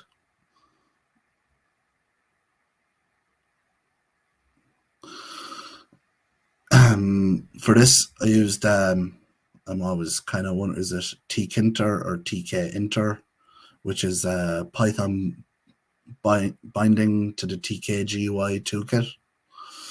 It is a standard Python interface to the TKGUI toolkit and is Python's standard GUI to use. A big appeal of this is that it was cross-platform, so the same code works on Windows, Mac, and Linux distributions, and thus visual elements are rendered using native operating system elements. So applications built with tkinter look like they belong on the platform that they're run on. But the criticisms that you'll see of tkinter is that it does look slightly outdated from an aesthetic point of view, but it fits in well with what I wanted with this project, which was to keep it kind of simple, easy to use. The first part of the GUI was to set up the frame. This is just basically a box that can be defined to any size. I found from testing that 750 by 350 kind of looked good on screen. I felt it looked good. You could also give the frame its title. The pack method is the easiest layout manager to code with tkinter. From my experience, it's a geometry manager that organizes widgets in blocks before placing them in parent widgets. Widgets are just a standard graphical user interface element, like different kinds of buttons or menus.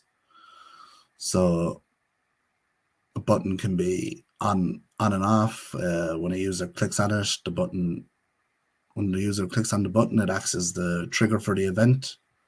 The issue I encountered on my first attempt with the GUI is that it would freeze and it was like nothing was being outputted. So I did a bit of a closer inspection, and I seen that the program did run, but only one action could be handled at one time. I had experience with something very similar in another third-year module in Java. So I knew that some sort of threading would be needed to be implemented here. And again, this was the first time I'd ever used Python, so I just I looked for some syntax examples, as I'd never seen it done before in Python. And with some trial and error, I kind of got there. A thread is just a separate flow of execution. This means that the program will have two things happening at once, or it would appear to anyway. But most Python implementations, different threads do not actually execute at the same time. They will merely appear to. Threads may be running on different processes, but they will only be running one at a time. This is due to interactions with the GIL, which is Python's global interpreter lock, that essentially limits one Python thread to run at a time. It took some kind of thinking. I had some discussion, but I can't take all the credit on this. It was a good friend of mine that was doing another course at the same time. He's a much more experienced programmer than I am. He said he gave the good advice to have a workaround idea that was very successful, which was to have an app state and initially set it to false. By doing this, it made the process of stopping and starting threads a whole lot easier. To encounter the sequential execution of the functions that can be run on different threads, I created functions that are set to the commands to the button. The function contains the threads of the different desired functions. So now threads would only start when either the app state are changed to true by clicking one of the buttons to initialize one of the functions. I've also included a stop button that would set the states back to false and stop the threads from running. As time allowed, I also included a help button with some like kind of more useful information on it, like how to make homemade sensory slime, homemade Play-Doh, homemade kinetic sand or moon sand. On this slide, I show an example of the JSON dictionary focusing on the request of wanting a cheese sandwich with mayonnaise. Even though it's just a snippet, it kind of shows the effort that went into translating just one phrase. In the JSON file itself, there are two parameters. The first is the word that was discovered. And the second is what it should translate to when it matches to the input coming through the microphone. Overall, I was happy. It was really easy to use, which was, again, main goal of the project. The dictionary is pretty easy edit, as it's pretty similar to like just editing a text file. Inner Voice finds words for you, which makes it a simple kind of copy and paste when editing the dictionary. It has provided a huge improvement in her life, as now at least her grandparents can have her over at their homes without the need for either my partner or me being present, which was a huge main aim of this project.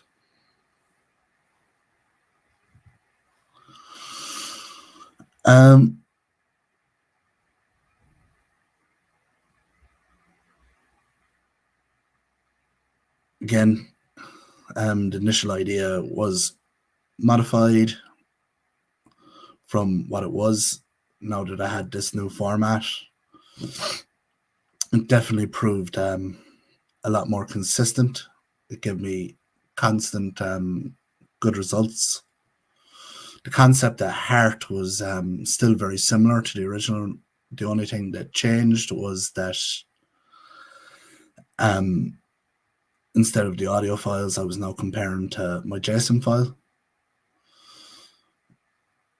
And again, it's easy to update, and it has been useful for family. The project was very well received upon presenting to chosen lecturers, including my course director, Tom New, as if presenting it wasn't nerve-wracking enough. I was awarded an A1 for my efforts, which has given me confidence to try and make this project now in Android Studio. And that's kind of bringing me more up to date now to where I am. I've only just recently started to work on the new version, but upon the completion, I'd hope to upload it to the Google Store in the hope that anybody who has a child similar to mine will get use out of it like I have. This approach would also facilitate an easier integration with our school, who have actually shown some interest in possibly running some trials for me. I overcame a lot of issues, as I've kind of talked about in detail, but I was so happy that it just came together in the end. It works so efficiently.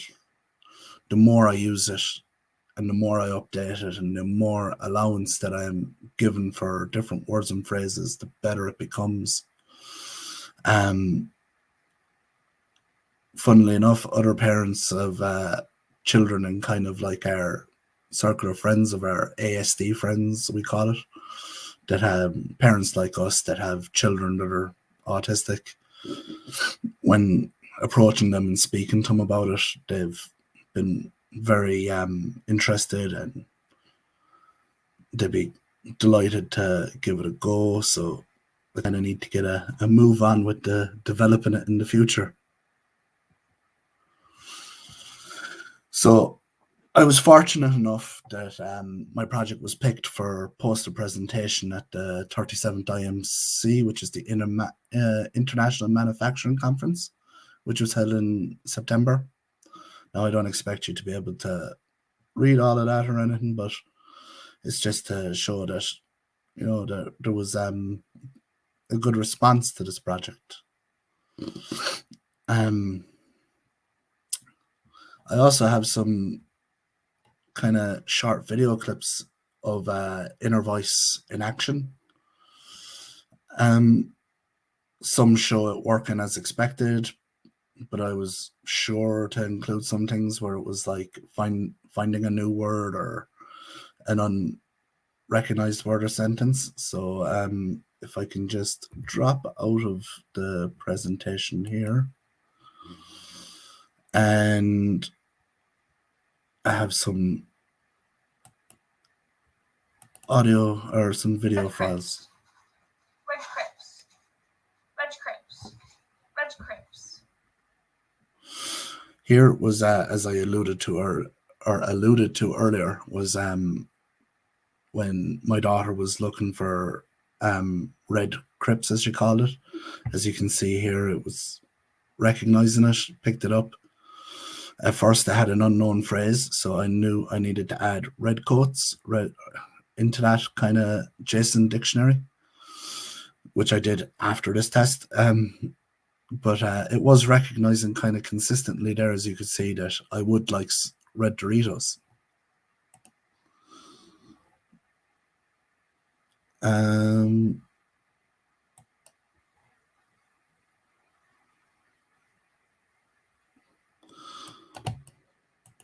Sorry, no. Snow, snow, snow, snow, snow, snow.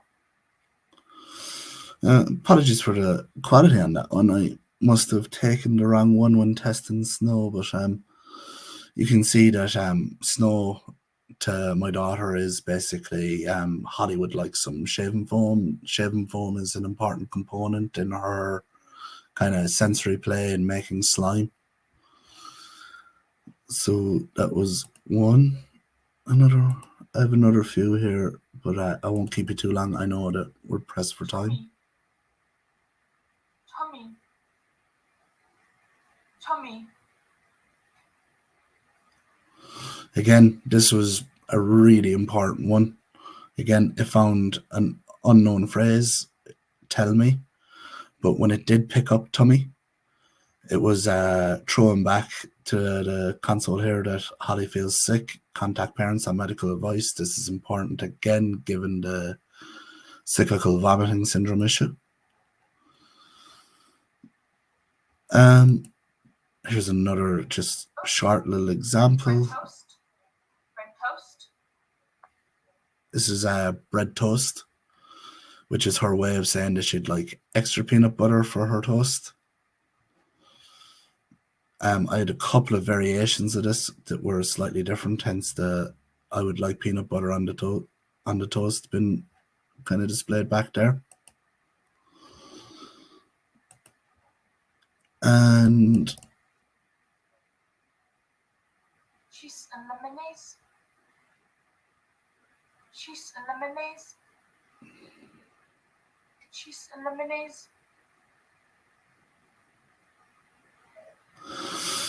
so this was the famous cheese and lemonade. This is where it all kind of started to come together for me. You can see some kind of bit of code there that I was working with. It was coming back to the shell here.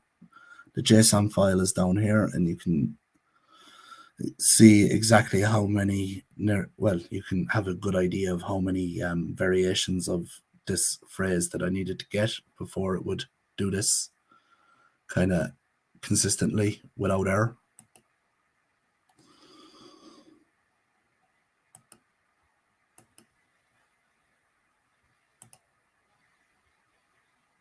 So I've kind of come to the end of the presentation here now. But before I conclude, I just want to say a huge thank you to everyone involved with DevFest for having me here today. In particular, I'd like to give some thanks to Jen Ashley, Yana Hoksova, and of course my good friend and work colleague David Renton for encouraging me to showcase this project with everyone today. He knows better than anyone that I was super nervous doing this today. I'd also like to just thank my boss Danny for allowing me to have some time off during the week at such short notice, to make sure that I was prepared to talk with you today. And lastly, I want to thank anyone that's watching, whether it be live or pre-recorded. And thank you very much. It's been a pleasure being here today. Thanks a lot, John. That was very informative, and I thoroughly enjoyed your entire talk, and I'm sure the viewers did as well. And yeah, it's great having you today. Thank you. It was a pleasure to be here today. I'm sorry that I stumbled at times, but we got through it in the end. Yep. No. It was perfect. I think the flow was amazing. And yeah, well, thank you for your time. And I think we will have a lunch break now, and we'll be back at 2 p.m. Thank you. All right, so yeah, like I mentioned, we'll be back at 2 p.m. For lunch break. So, which is in 30 minutes. So yeah, I'll see you guys in 30 minutes.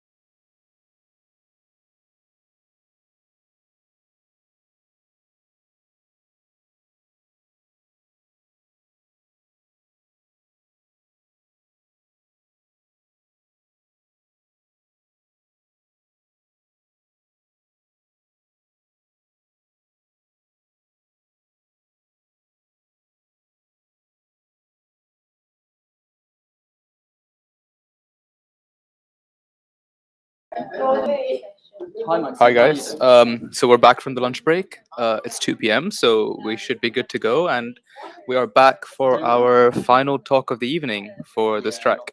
So the agenda only has one track, one talk, and it is accessibility transformation. And it's run by Jesse. So just a bit about Jesse. Jesse comes from a web software development background, and he's currently based in the United States. He's here to talk about how accessibility has been integrated into the software development culture. And because inclusivity is especially important in the tech industry, Jesse's here to talk about his learning process with inclusivity. So, welcome, Jesse. Thank you, guys. Hold on just a second.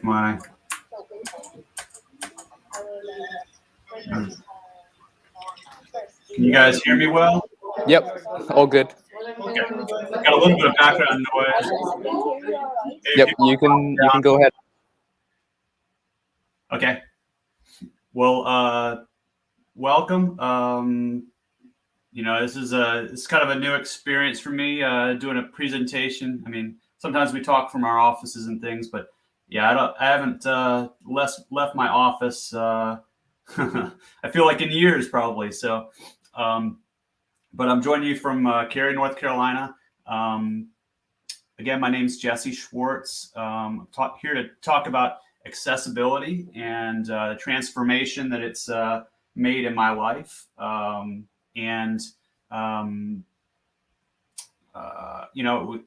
I think of transformation, I think of Transformers. It kind of probably dates me, my childhood. But anyways, I'll get started. A little bit about me.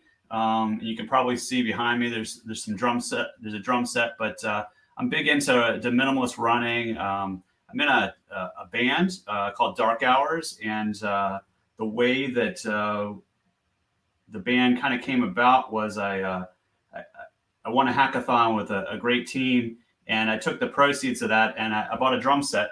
I've played drums since I was like 12, but I started brought the drum set to work, and we play at work, and we do Metal Mondays, so to speak. So I basically we do a lot of Metallica covers. We still keep it going to this day. But I digress. I've been a QA tester for 15 years, and it's a big part of my accessibility journey as well. I'm also a dad and a husband, and but this pandemic is kind of my starting place for a lot of my accessibility, and we'll kind of get into a little bit of that.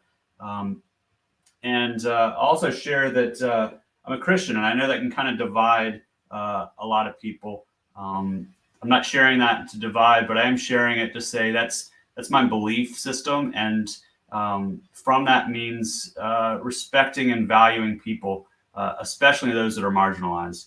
And so that's core to me. Accessibility is about people. 26% of the U.S. population has some form of disability, and let that sink in for a second. It's a pretty large number, and I would say that that number probably goes greater than that for a variety of reasons. One being that this doesn't take into account temporary disabilities. So disabilities that might come up because of situations. What happens if I break my arm and I can't use my mouse? I'm forced to use a keyboard. What happens if my glasses break and I can't see the web applications I would expect? And so I can't, I might have to enlarge it or something. What about the elderly or the aged population? That might have to have a larger fine. Probably wouldn't think of them as disabled, nor maybe even the colorblind or people with epilepsy. So the point is that this number is far greater. The people that we affect when we address accessibility. So everyone has the right to be able to do their job completely. And a lot of times we'll use the analogy of building an access ramp. Like we build an access ramp alongside of a building instead of stairs. And I think this really discredits what we're trying to do when it comes to accessibility, because we actually are changing the entire structure of our application as we put accessibility into mind. We're redesigning the application. And so I would say it's probably more akin to building an escalator or an elevator. It helps everybody because it helps focus management, it helps keyboard, it helps the flow of the application. And the usability for everyone becomes better when you address accessibility. So I'll share a little bit about Genesis's journey. Genesi, I don't know.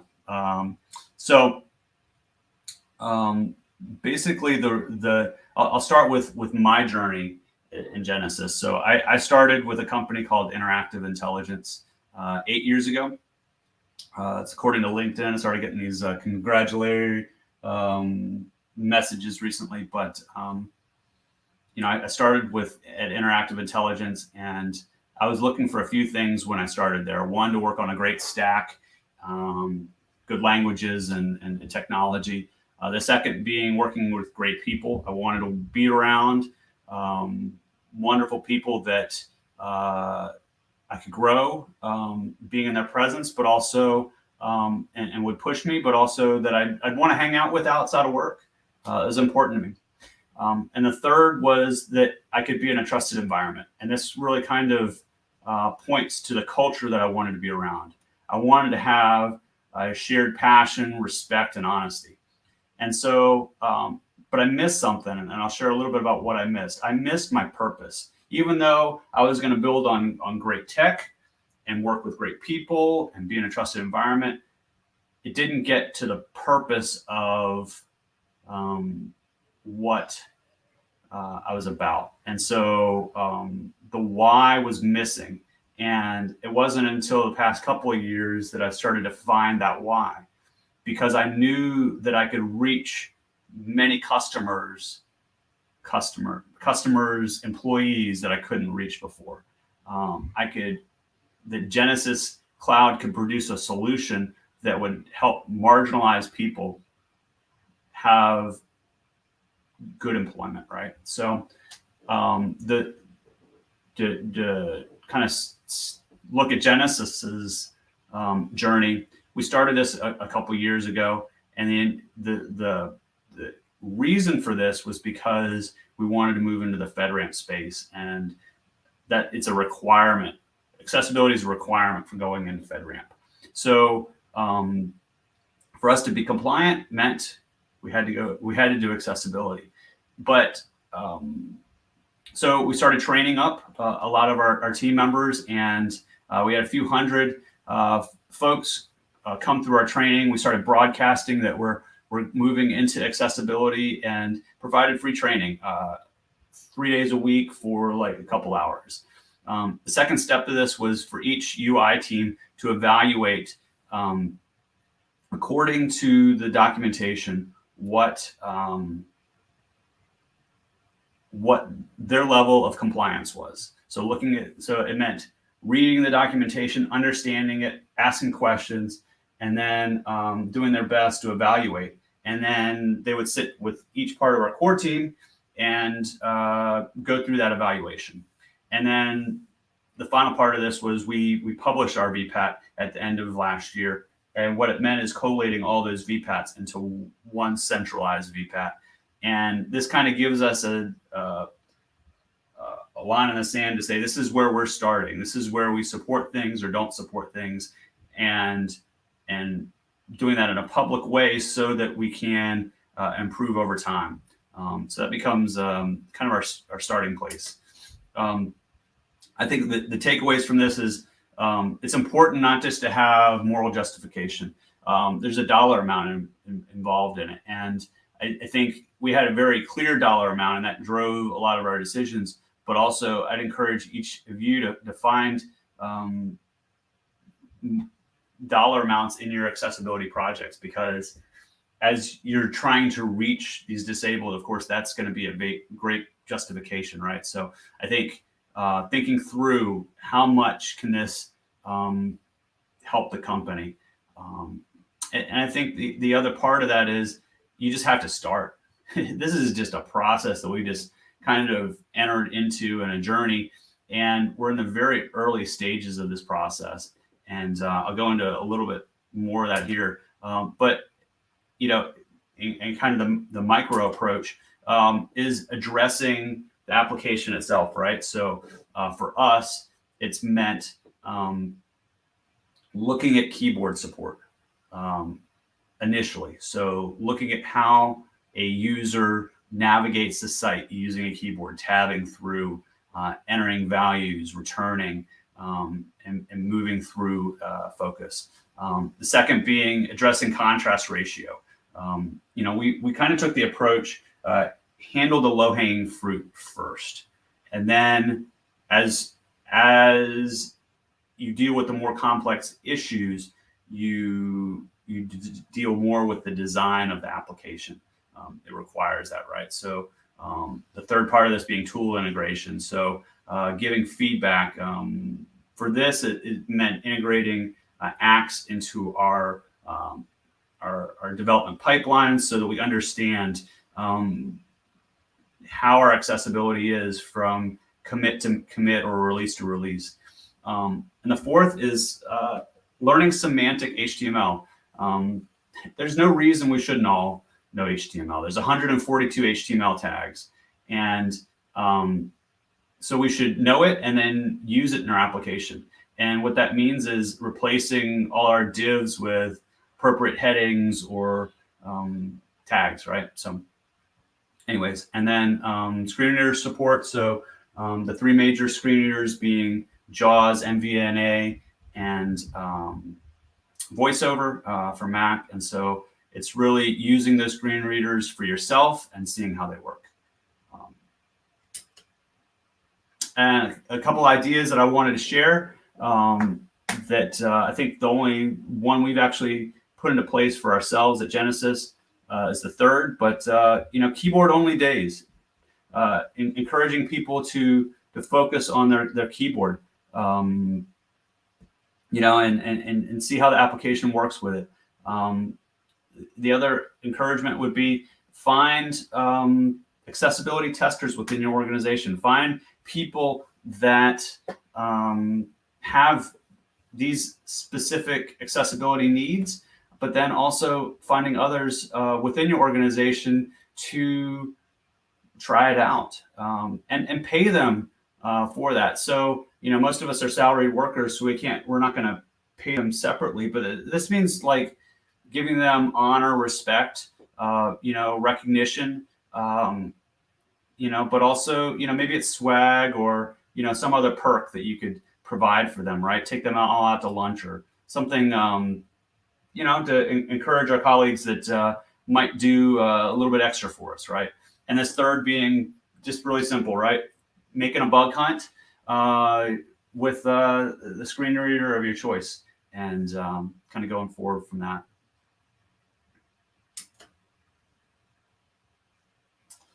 In this slide, I just wanted to talk a little bit about the community and some tools. So Twitter's a great place for accessibility. I find a lot about it and really interact with people.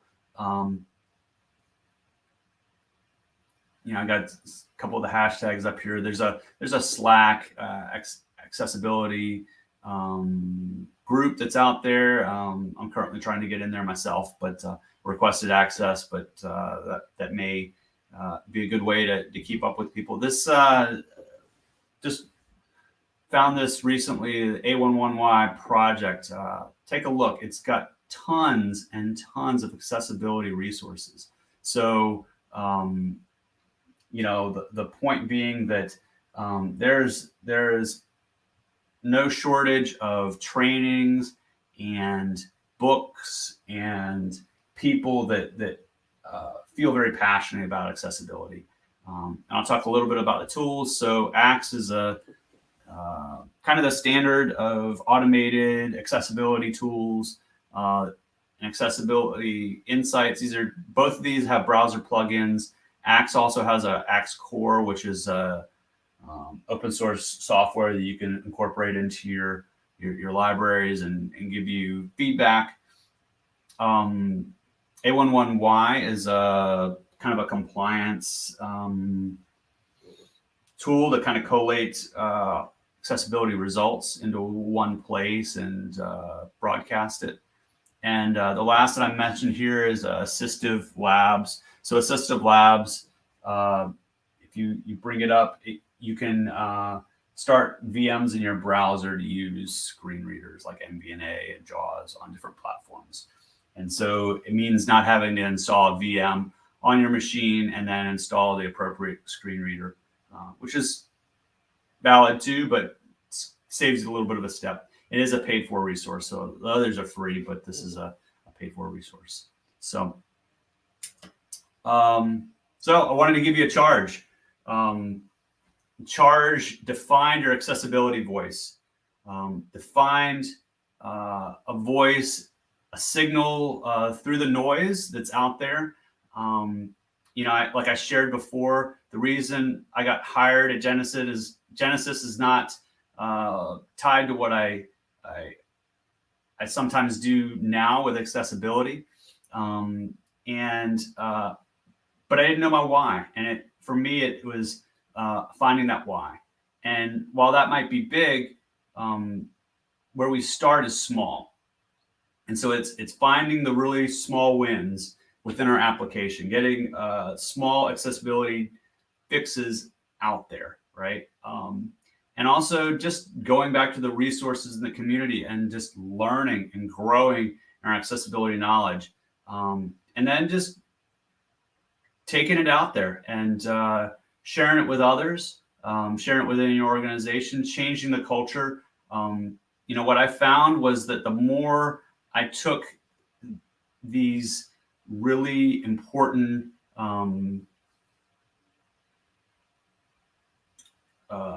moral efforts, the more it changed me and changed the people around me. It felt we've become a little more human, a little bit more the people we wanted to be, rather than just a coder or somebody that writes code. So with that, thank you, and enjoy the rest of the conference. I don't know if I can open it up to questions, or not sure how the rest of this works, but yeah.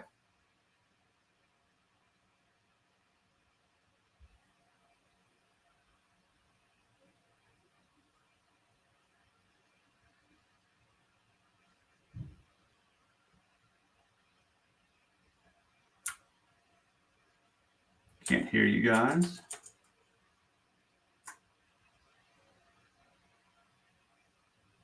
You guys there? Oh yeah, we can hear you. Okay, good. So wrapped up there. Any comments or questions? No, that was amazing. In fact, it was the last talk, and I think it was a brilliant talk. It was great to have you here, and thank you for your time once again. Sure, absolutely. Anyway, is there a way to interact? Did you get any questions or comments, or? Well, we're kind of running short on time, and I think we don't have a Q&A session for any of the speakers, so you should be good. Okay. All right. Well, it was Great having you here. Thank you. All right. Thank you. Take care. Thank you. Bye. Bye-bye. And that is it, folks. That is the DEI track wrapped up.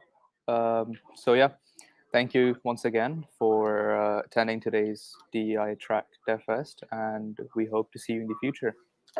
Bye.